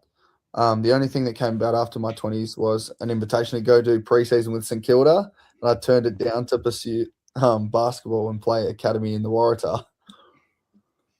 So, wow, interesting. Wow. So, there's a chance that we may not have been even talking to you today had you chose the camp with St Kilda.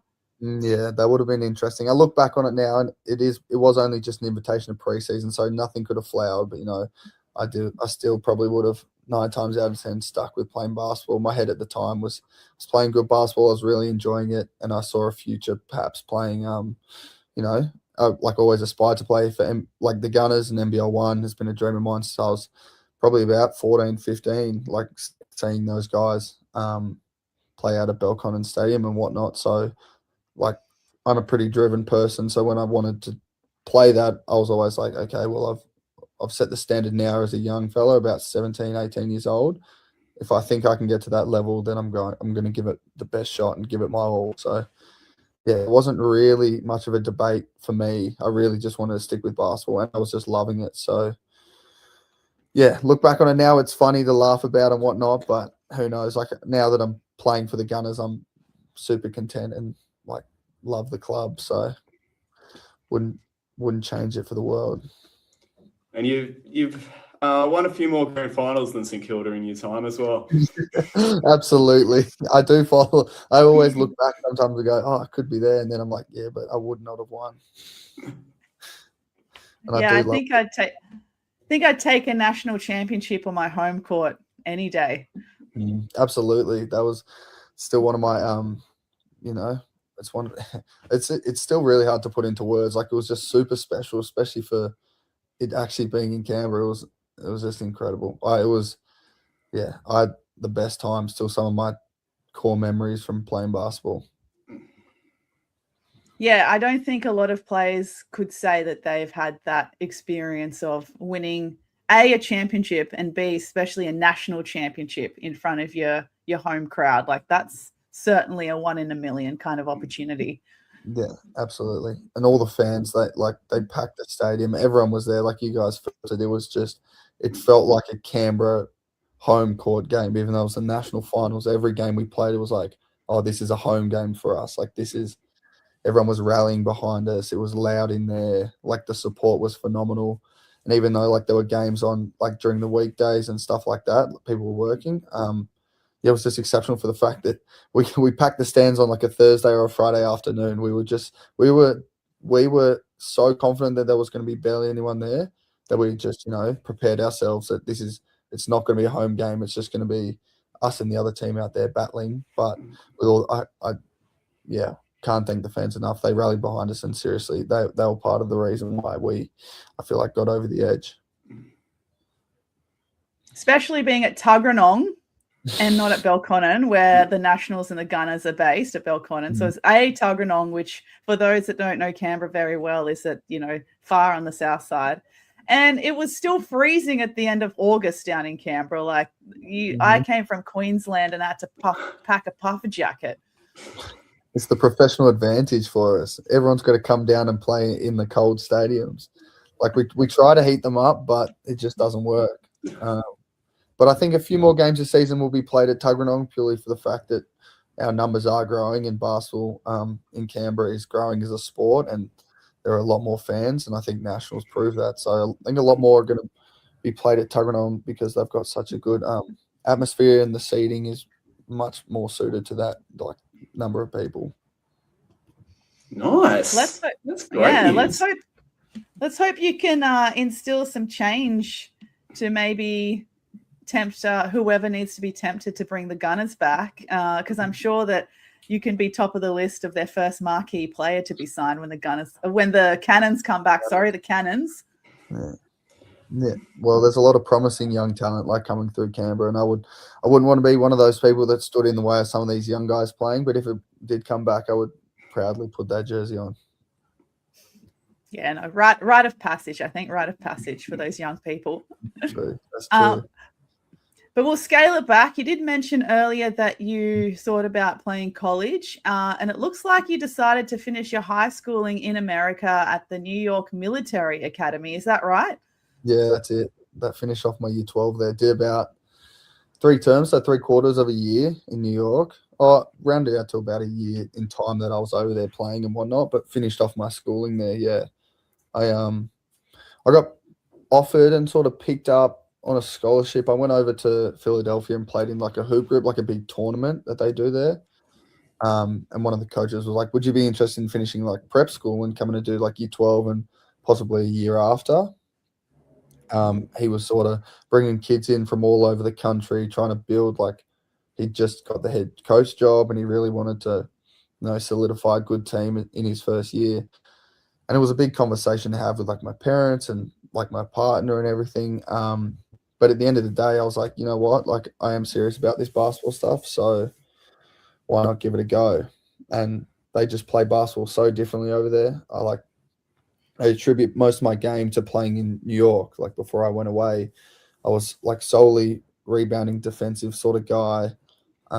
Didn't have much of an arsenal on the offensive side, whereas everything in New York is isolation basketball. It's all about show them what you got, play as hard as you can, but also be as sort of flashy as you can.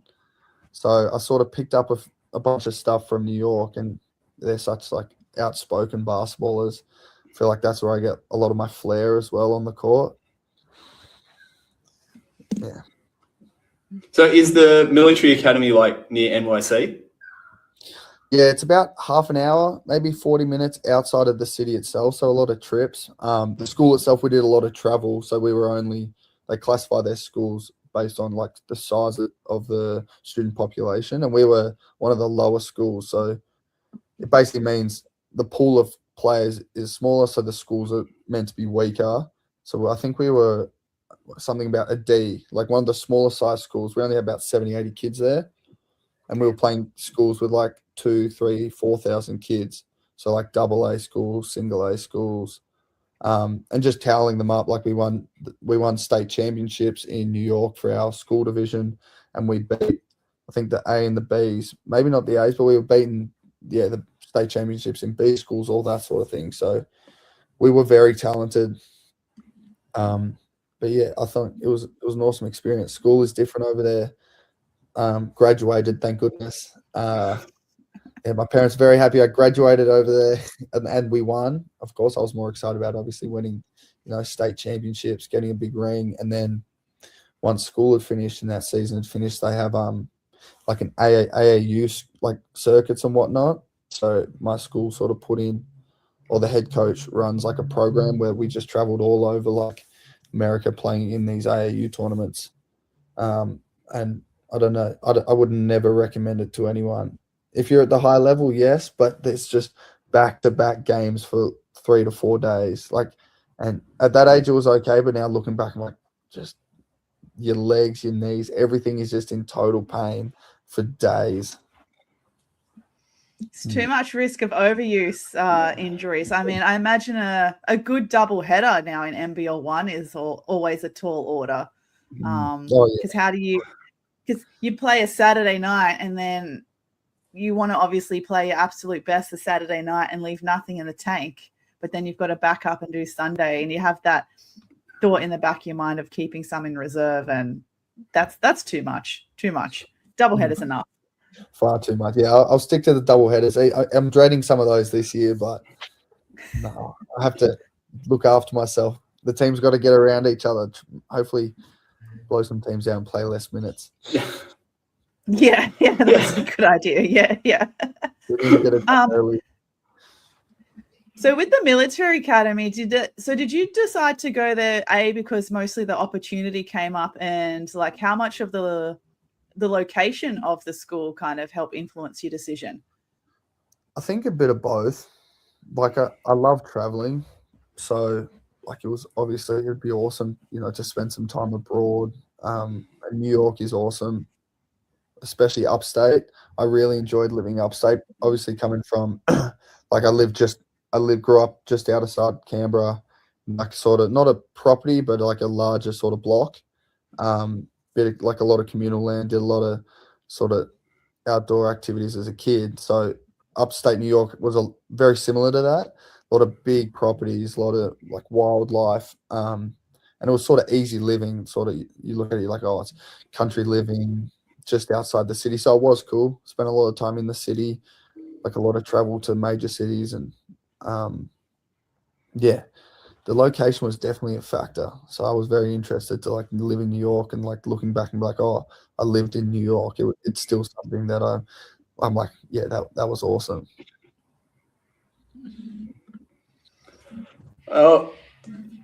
It's not just Canberra and New York, because after winning the inaugural NBL 1 East title in 2022, you signed with Mount Gambier in 2023. So what took you there, and what helped you decide to return home? Well, the Mount Gambier decision was pretty difficult, only for the fact that we'd just won, and Pete was still around, and like some of my closest mates were still playing. That was sort of my last attempt at trying to play NBL.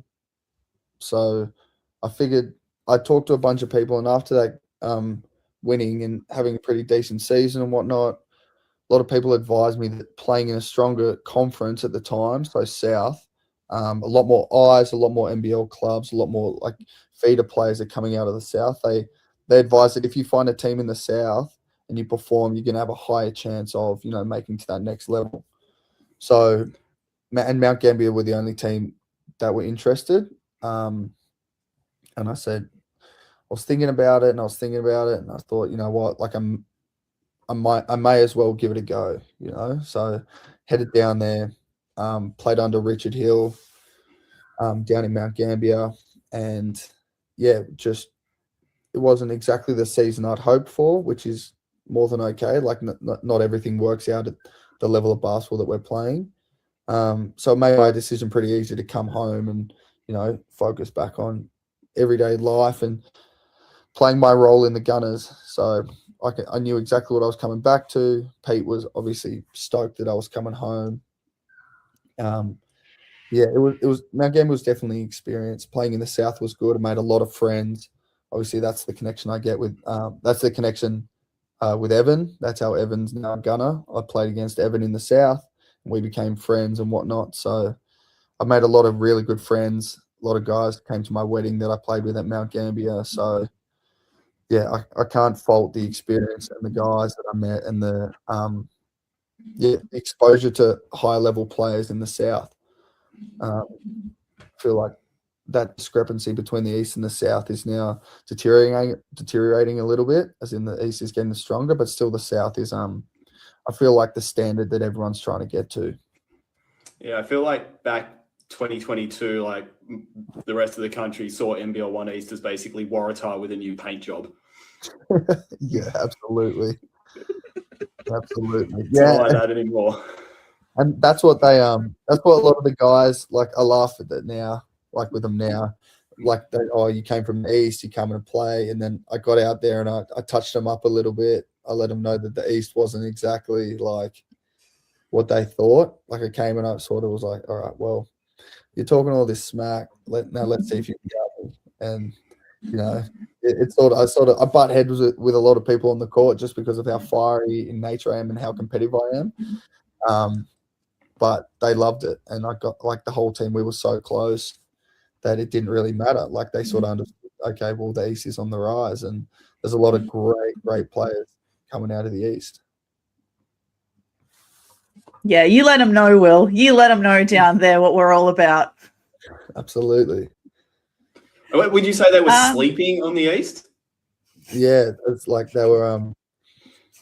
They just don't understand. Yeah, I definitely would be sleeping on us. We're coming for everybody. We're some of the best, you know, structured teams in the country. Every conference plays different basketball, and I feel like the East is definitely getting up there. And like, there aren't too many teams that could be like, oh, we're going to come in and we're going to smoke the Gunners by 30 because they're an East team, or we're going to beat Illawarra by 30, or, you know, like, there are plenty of teams coming through this year that would, I think, terrify a lot of teams in the West, South, North, everybody.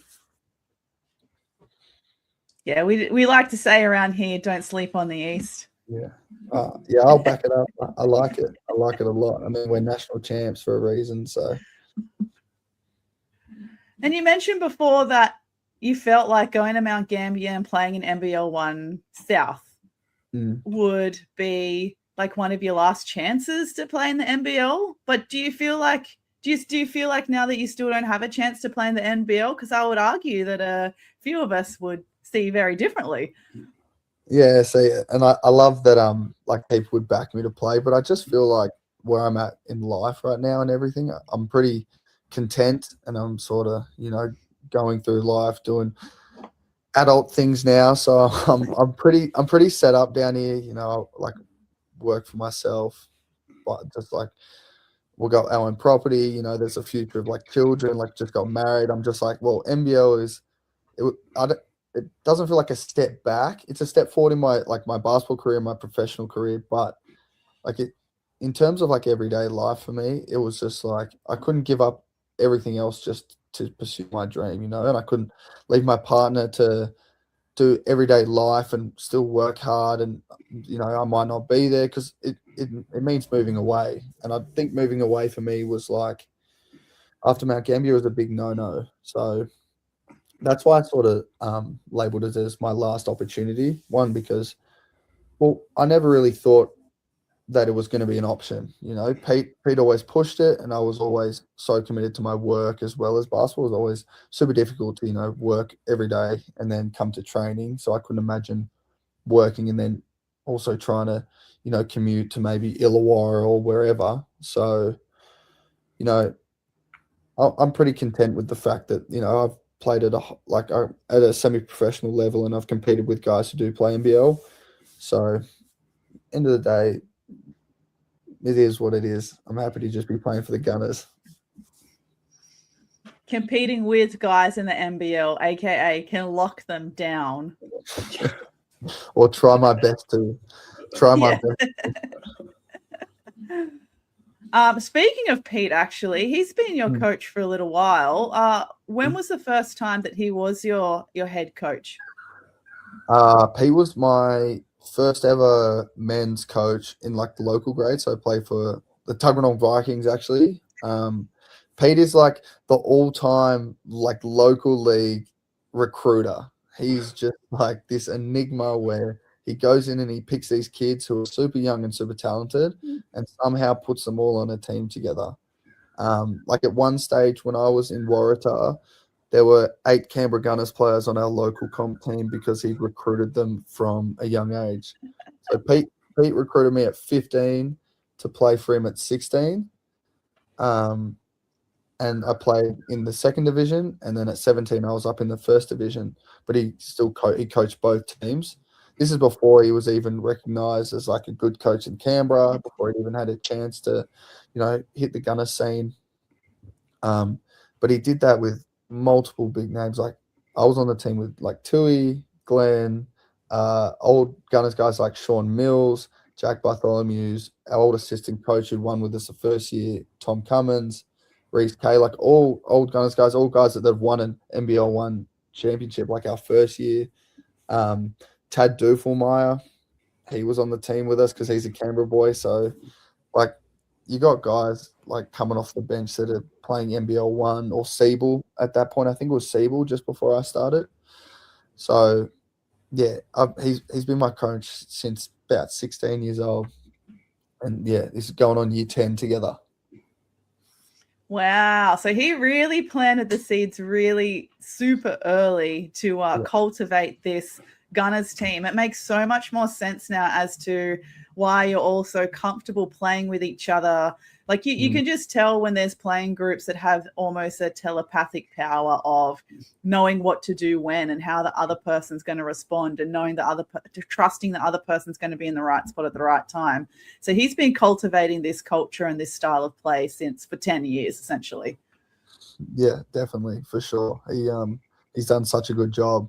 We owe everything to him so far. I mean, he's the backbone of the Gunners, so can't fault anything he's done. That's legendary. So how do you feel like your relationship with Pete has changed that 10 years? Because you've gone from a teenager now to a grown-up, and you've had him as an anchor in your basketball career the whole time. Yeah. Well, I think Pete and I have a pretty funny relationship, as in Pete and I are super close. We text, if not every day, every second or third day. We have a lot of similar interests. We enjoy footy. We enjoy everything else. We just enjoy and we get on. He's from Queanbeyan as well. He lives in Queanbeyan. He's coached Queanbeyan. We've got that connection. I see him more as a close friend than anything. He was at my wedding. It's that sort of relationship we have where it's and he knows how to coach me, which I feel like I'm very coachable purely because I'm so competitive, but I do sometimes, go that little bit over the top, I get a bit excited, and Pete's always been able to, rein me back in. But we've had that relationship where no matter what's said, no matter what happens, it doesn't affect anything either on the court or off the court. It's a little spat might happen. It's okay, this doesn't drag on.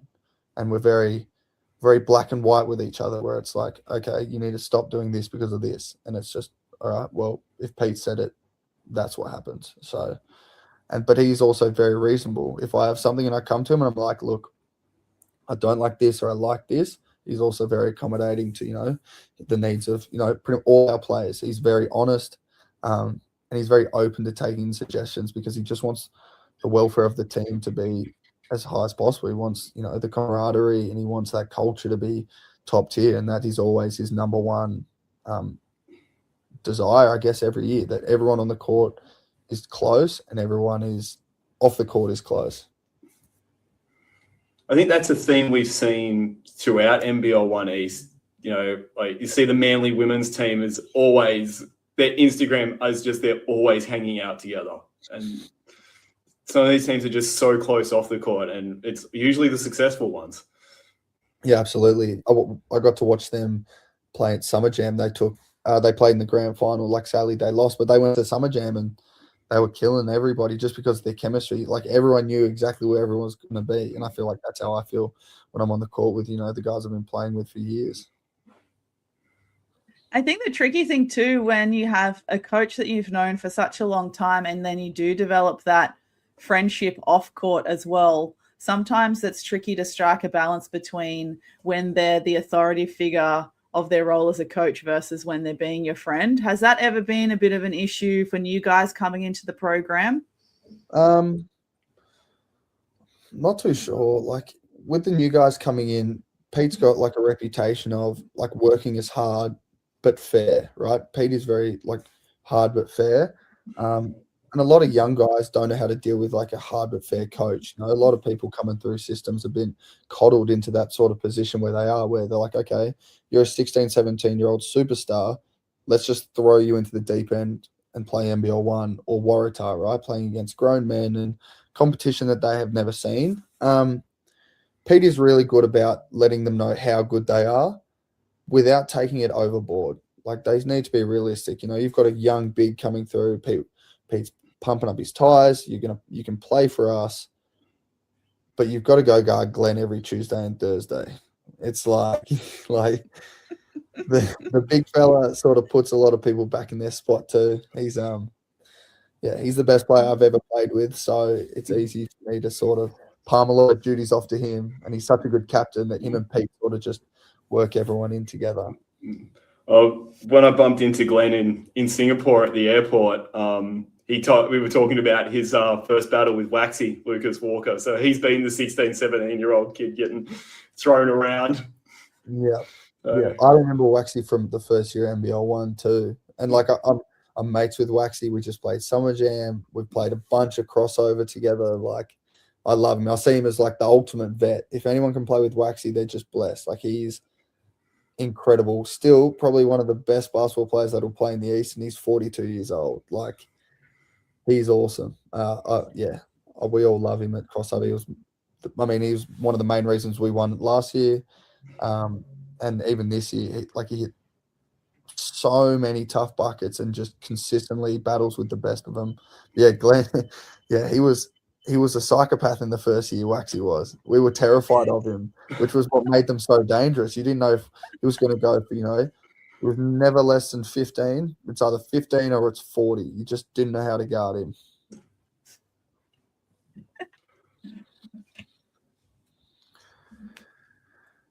But you know how to guard a lot of people, and you continue to improve in efficiency defensively and offensively over the years, and now you're basically the go-to man at the Gunners.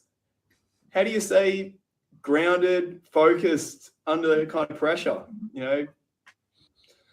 Well, I mean, obviously it's not easy, but it's easy with a team like that, right? We've been talking about, we've got that chemistry. I've been playing with Tu and Glenn for many, many years. I feel like they've also helped me build my game to where it's at now.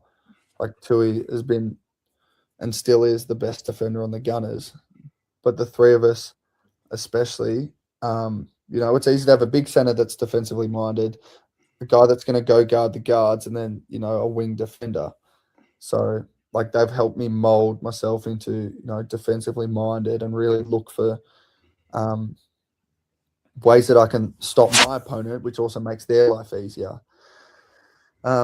Staying grounded, though, I mean, we're pretty pumped about the last season. We're just so stoked. I think we're just super focused on getting better as a team. The young guys coming through and the young guys that played last year, they're getting better and better, which makes our life easy. Obviously, they're just Yeah, I have such high praise for everyone on our team. Everyone's working so hard that it's almost making it not cruisy, but it's like we know how we're going to play and what we're going to do. That everyone's going to just come in and fill their roles. So it sort of makes my job easy in the fact that I can rely on everybody on my team to play their role and do what they're going to do. There's going to be no outliers where it's like, oh, we don't know if this or this is going to happen. We sort of all just fold in and play the system, play the camp way. I think that's such an advantage because every season we see teams go and try and get a couple of players, and you think, oh, this team's getting better this year, and you guys trot out the same core with the other right pieces, and you're always there or thereabouts at the end of the day. Yeah, it was a bugger losing Derek, but for Derek's development as a player, he had to go find something else. Like my trip to Mount Gambier, Derek's like going up to Mackay, which is amazing for him. Like Derek and I played together since we were 16. We're good friends. Like I'm so excited for him. I just wish he was on my team because he is so talented. I've sung his praise early on, well before national finals, well before all the finals in the East. And he was literally the difference maker. Game winner after game winner, multiple 20-plus point performances on super high efficiency. Like he's a 6'4" point guard that, in all honesty, I didn't see many people take the ball off him if it wasn't Hutchie. Well, it helps when you've probably got a shooting facility in your family as well, right? Yeah, absolutely. Absolutely. The Bucket Warehouse. They're which is awesome for him. I mean, that's why he's so talented. He puts the work in. He's got all our players have options, like to go to the gym. We could have trained at Bucket Warehouse. I mean, we have guys on the team that lead from the front. Like Derek was one. He would like work in silence, but he would always be working on his game. Tui's in the gym 4 to 5 mornings a week for an hour shooting on top of everything else. That is why he's the best shooter in the East. Like all he does is practice his shot and like work on his craft. But he makes everyone else want to get better. And he's the hardest worker I've ever played with. So it just makes you want to get better. You feel guilty if you're not sort of working as hard as he is. And that's setting a pretty high standard. That's another thing for the young guys coming through when they see the vets training like that. I mean, it just shows them what they need to do, doesn't it? Yeah, definitely. It's and because he's like a 4-year veteran from college, he knows what it's all about. He knows how to play a system. He knows how to work hard. The harder you work, the more minutes you get in college, right? So all Tui knows is work hard, get better. And because he is also as competitive as I am, he just wants to be the best. He's always out there competing no matter what. He's the loudest at training. He's the first one in, the last one out sort of guy. And so what about you? Like, what are you primarily working on in the off season? I mean, you mentioned you had summer jam, so that's always a good incentive to stay in shape and to try out a couple of things on court you may have been working on. But what's your off season looking like? A lot of my off season, well, this was probably my most, jumbled up off season. Just a lot of like different life admin stuff going on. Obviously the wedding, and then all the street ball, like the crossover game, the tournaments and whatnot. They were, you're right, like a big incentive to stay in shape purely because I feel so loyal to them and I want to win. So, but my off season usually consists of like taking some time off, winding down, and then really ramping up at the start of the year, if not like late December, early Jan, and then I'll, back in the gym pretty much full time. A lot of cardio pretty much for the first couple of months, trying to get back in shape. And then, a lot of on-court stuff, like extras. If I can get in with Tui, I will. If not, it'll just be like another time. But the Gunners preseason is pretty much the same every year. Sort of ramps up early, get in shape quick. A lot of preseason tournaments and games. Get a feel for the ball in your hand and get ready for the start of the season. Are there any particular parts of your game or skills that you like to focus on in particular? Like if you reflect on the season before and think, I'd like to increase my 3-point percentage or something like that. Definitely. I think the 3-point percentage has been my one thing that has always it would probably be my Achilles heel. Whereas like I've had years where I've shot really poorly. Last year was probably the biggest step up I had in percentage, and I think that was purely because I was taking more shots, but better shots as well. I think that's come with just time in the game and understanding what shots I need to take and when to take them. But yeah, I would love to continue shooting it at, you know, mid to high 30s. I think at that, like everyone aims to shoot as high a percentage as they can, but it's not feasible to be able to make every three. Like you'd love to, but you can't. So I'm aiming to shoot, yeah, probably high 30s. So like, you know, 38, 39%, like up there with not near Tui, but you know, trying to get there, climb as high as I can. I was going to ask, can the shot doctor prescribe you anything to help with your 3-point percentage? I think it's all about Pete just tells me it's too late now to change your jump shot or anything. Just go get reps up. So that's all I've been doing. Just go get shots up consistently. In trainings, try and shoot some different shots that I might not in game. Just, you know, work the routine out. Try and when it comes game time, hit a couple others. But I think I hit 5 in the preseason game against Hills. So I'm feeling not too bad at the moment. Did you get a win in that preseason game? No, we lost. We had a bunch of outs, but they played very good basketball. They'll be an exciting team to watch this year. Just feel like their chemistry was on point. I was talking with their import Meekness, and he was saying that that they run their sets, they play good basketball. That no one's on each other's case. They play super ethical basketball. You know, they're out there playing for one another. Lots of swinging the rock. So probably going to be an exciting one. And they were missing their import, who is a superstar from the West. So they'll be an exciting team to watch. Definitely one to watch out for, because they always claw their way into the top 8 or they're one away every year. And I feel like they're a bit of a dark horse where like teams just sort of not forget about them, but they're like, no one's really worried but you should be. Like they knocked off a bunch of good teams last year, and always like they gave it to us in the preseason game.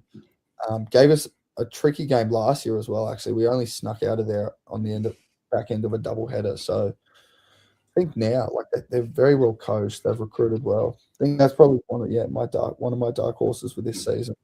Yeah, last few years it's felt like Hills not making the 8, but they're going to be one of those teams that are going to stuff someone else's season, and you just hope it's not you. Absolutely, yeah. Absolutely, they will. Yeah.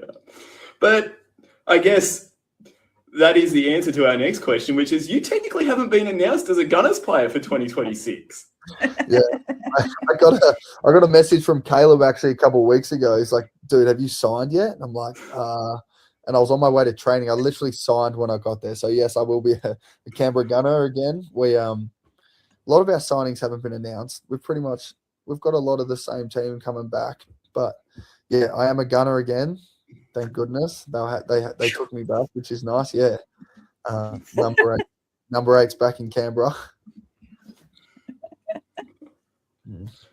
And you've got you've announced Glenn, Angus, Ev, and a new import in Darnell Hoskins Jr. Yeah, Can you tell us about him? Darnell's a super, super exciting import to have for us. Obviously, the loss of Derek hurts us all. And Darnell isn't Derek, but he also brings other things that Derek didn't have. He's very quick, great shooter. He was Tui's college teammate, so they have that chemistry from prior years at Saginaw State together. He's already meshed in really well. He's been here 2 weeks now. He puts in all the extra, he doesn't get a choice. He's living with Tui because they're mates. So he's at everything that Tui's at. So he should be primed and ready to go now. He's been training really well. But I really like him as a person. He's a great dude. He's coming in, already fits the culture. I feel like Canberra was one of those teams before Ev got there. There were no imports. We were known for all local guys, no imports. And it was really hard to sort of crack in and be like a gunner without being a Canberran. We had no sort of outside talent. Ev really paved the way for imports to come in and actually, give confidence to Pete and Basketball ACT that they can merge and actually make a difference. So yeah, like shout out to Ev. He's one of my very good mates on the team. I think he did a very good job last season. Coming in as an important, actually playing a role. He came off the bench a lot of games, did what he was told to do, and did it at a very high level. So I think Darnell's a very similar person, player, where he's going to have a role. But he's also one of those guys. If you give him too much space and don't, guard him the way you're meant to, he's going to give you a 40 with ease. He's a pure scorer, and he's going to give a lot of teams trouble this year. And you mentioned, not having imports, and Canberra, far and away the biggest one club city in NBL 1. How does that make the club culture different to other clubs? I think it just, because we are 300,000 people in one team, a bit different to all the Sydney clubs in such close proximity. We have that that sort of junior upbringing. It's like when you get to that level, there is only one team to play for. So you've got kids coming to the game being like I want to be a Canberra Gunner, or when I grow up, I want to be able to play at the highest level in Canberra, and that's us now because there's no Cannons. So I mean, we have thousands of junior clubs all playing under the same banner. You know what I mean? It's all Bathurst ACT. So every kid strives, no matter what local club they might play for, they all strive. It all sort of pyramids up to that one team. They can't split and go anywhere else unless they're going to play for some, team where they're traveling minimum 2.5 hours. So I think it just encapsulates the way that Bathurst ACT has built such a great foundation to get to where we are now, like at the Gunners and the Nationals level, obviously. Female basketball is up massively in Canberra at the moment, and they're putting a massive emphasis on, the ground level and putting in the hard yards for juniors. Men and women's, both programs are super successful, and a lot of people want to play for us now. You have less people leaving when they get to that senior level. So yeah, I mean, it's almost an honor to play for the top team in Canberra. It gives you that feeling that's like, okay, well, now I've made it. You've got hundreds, thousands of kids striving to take your spot. So it's like, okay, well, here we go. Come take it. That's what we want. We want that feeling in Canberra where it's like, okay, we want the best team possible. We want you to stay local. We want you to be proud to be a Canberra Gunner.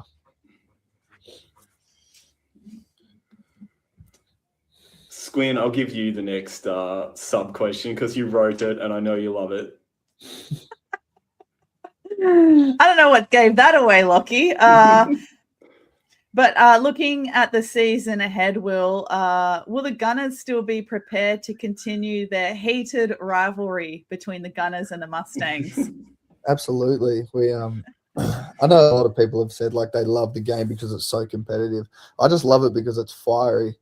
The last couple of years, I love those sort of games, and I love the fact that both teams are we're mates. We're two of the premier clubs in the East now. It's always such a great matchup, and it's always so hard for both teams to travel to the other's home court. That doubleheader in Maitland and Newcastle is dreaded every season, and I know they dread coming down to play a COE and us. So yeah, I love the rivalry. I'm pretty good mates with a bunch of the guys on their team. I get on really well with Will, Billy, and I. Obviously playing crossover together. Billy's mates with Pete as well, so it just makes it even more, I don't know, competitive when you play against guys and obviously, I love the coach, Luke. He's a great fella. We always get on. It's never hostile afterwards, but as soon as we hit the court, all bets are off. It's fiery. It's awesome. I love it, and it's not going to change. I promise you, I'll go out there this year again and play the exact same way, and I know they will too. Every game's a battle. Every game's going to be super competitive, and neither of us want to lose.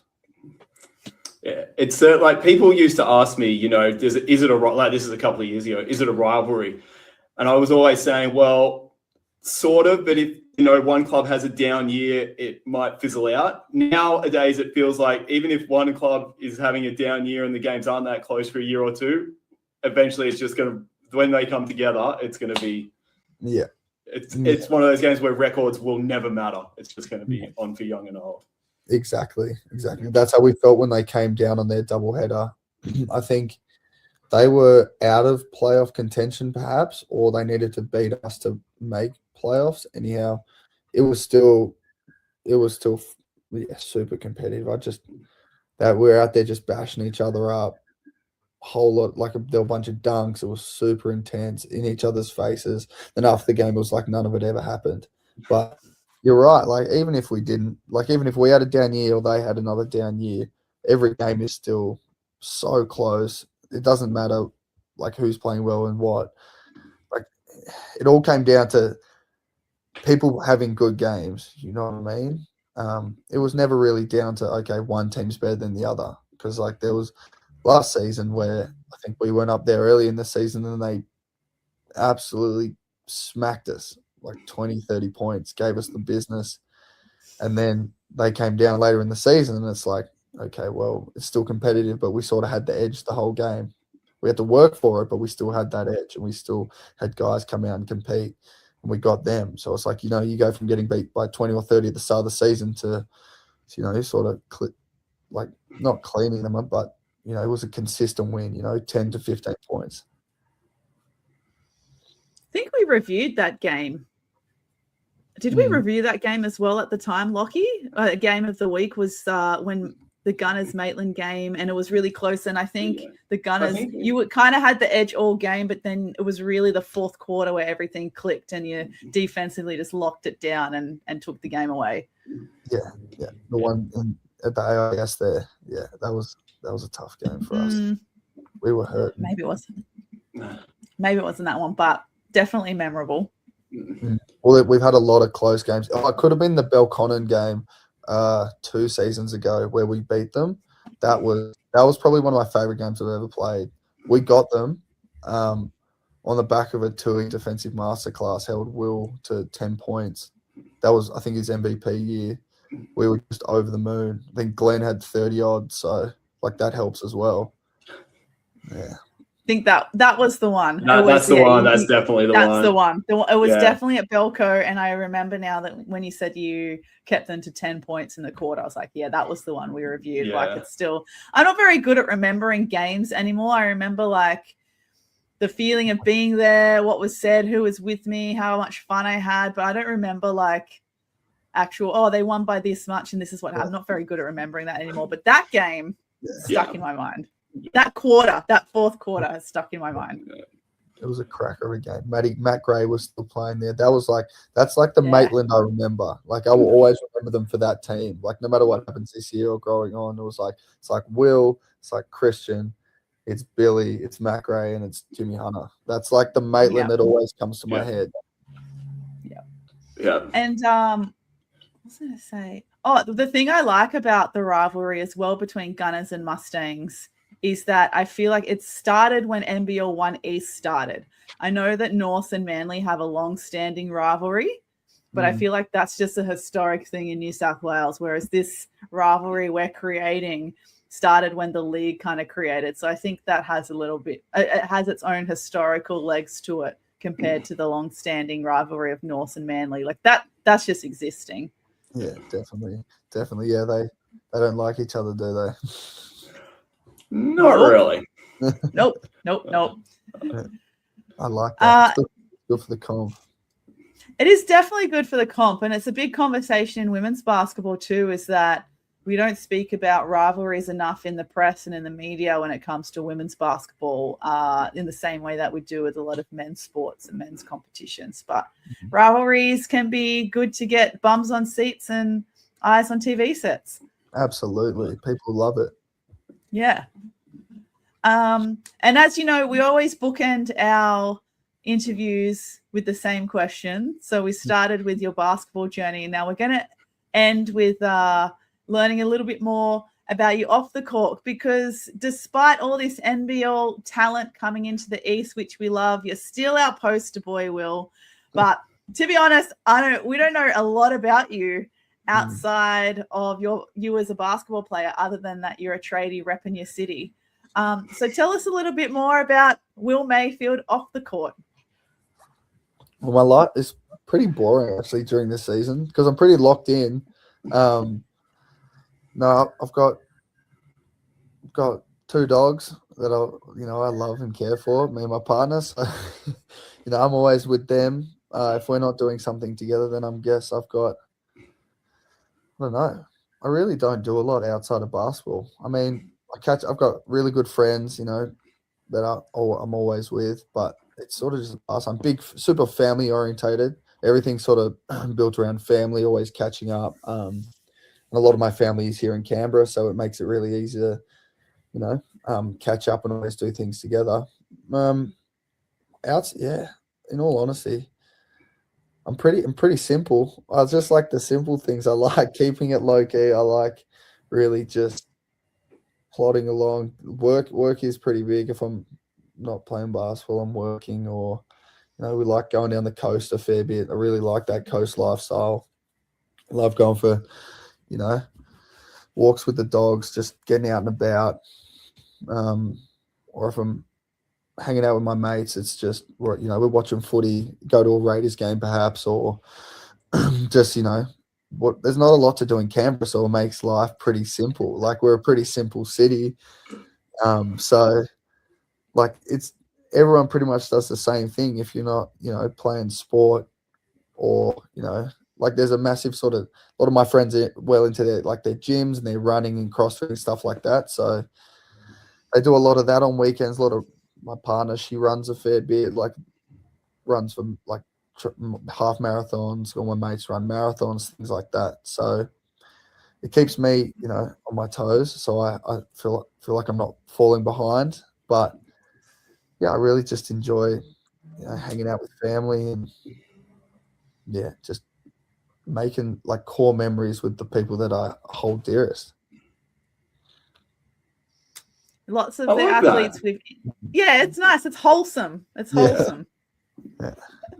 I'm very I've got a very good support base here in Canberra. It's also part of the reason why, I haven't left again or pursued anything further.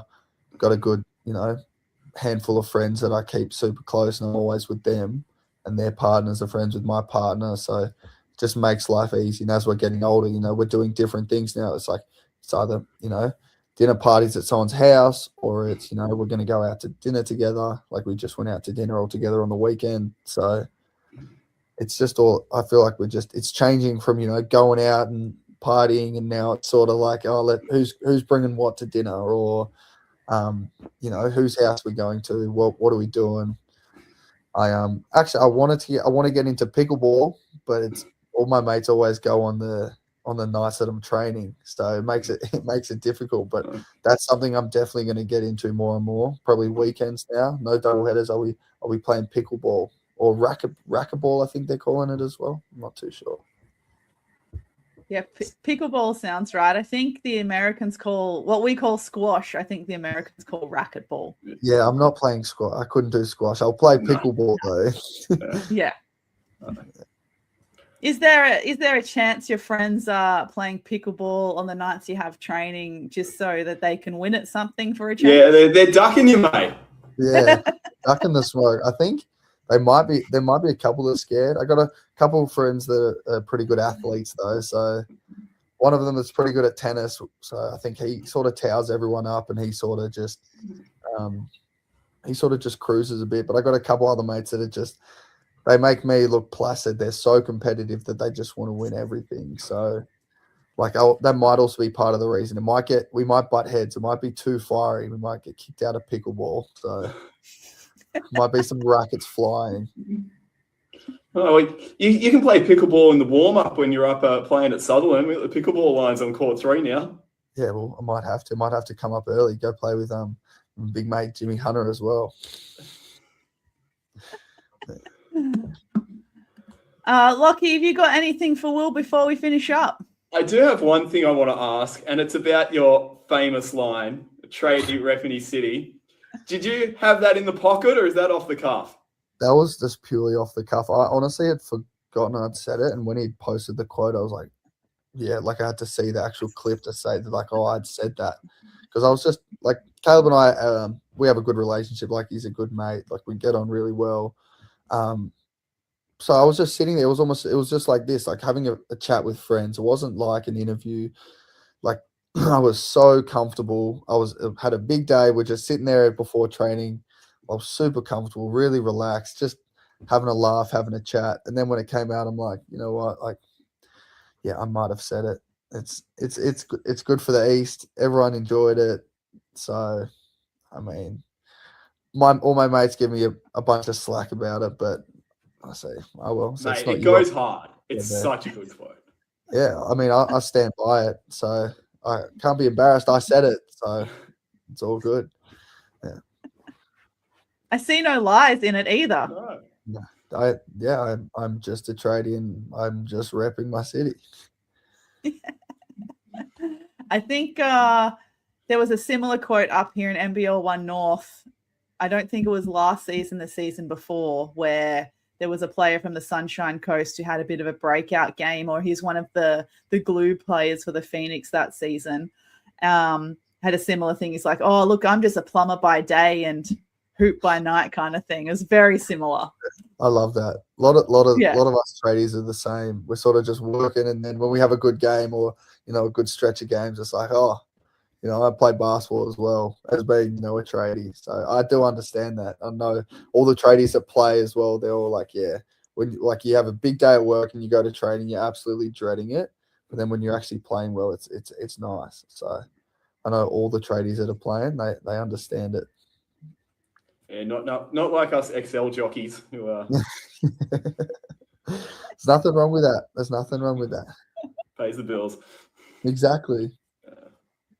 Do any of your tradie mates come and watch you at Belconnen on a Saturday night?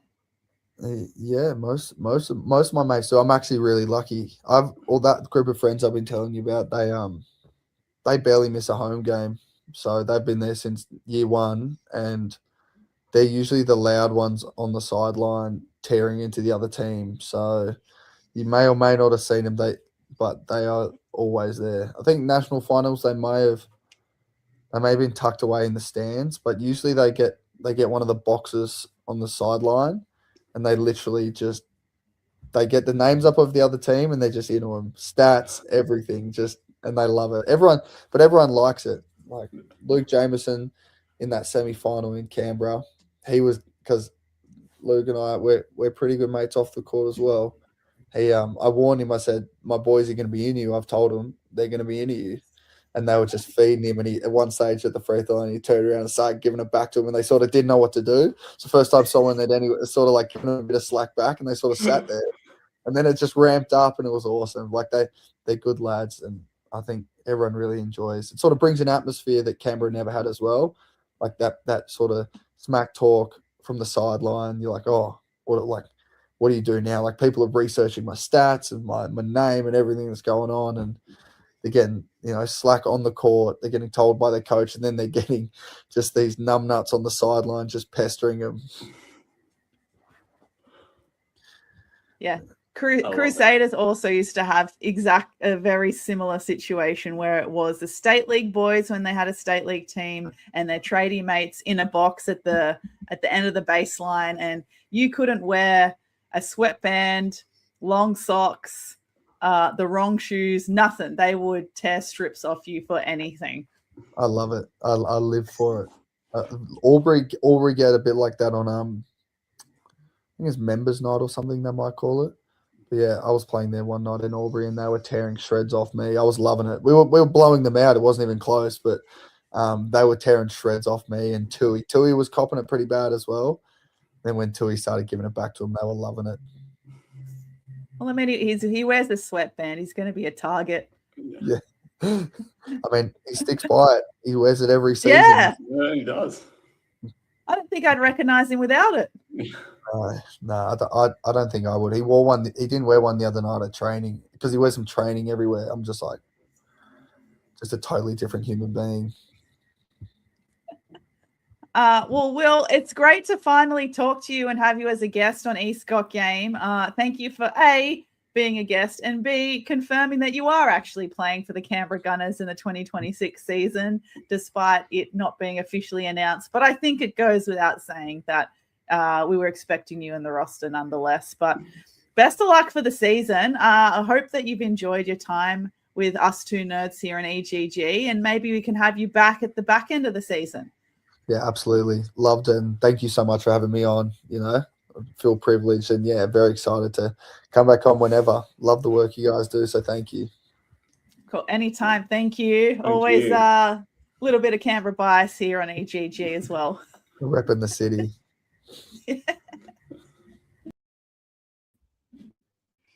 And that wraps us up for another episode of EGG. Hopefully you enjoyed that episode with Will Mayfield. Thanks again for tuning in. And remember, you can always find us on your preferred streaming platforms. But as we like to say, don't sleep on the East. See you next time.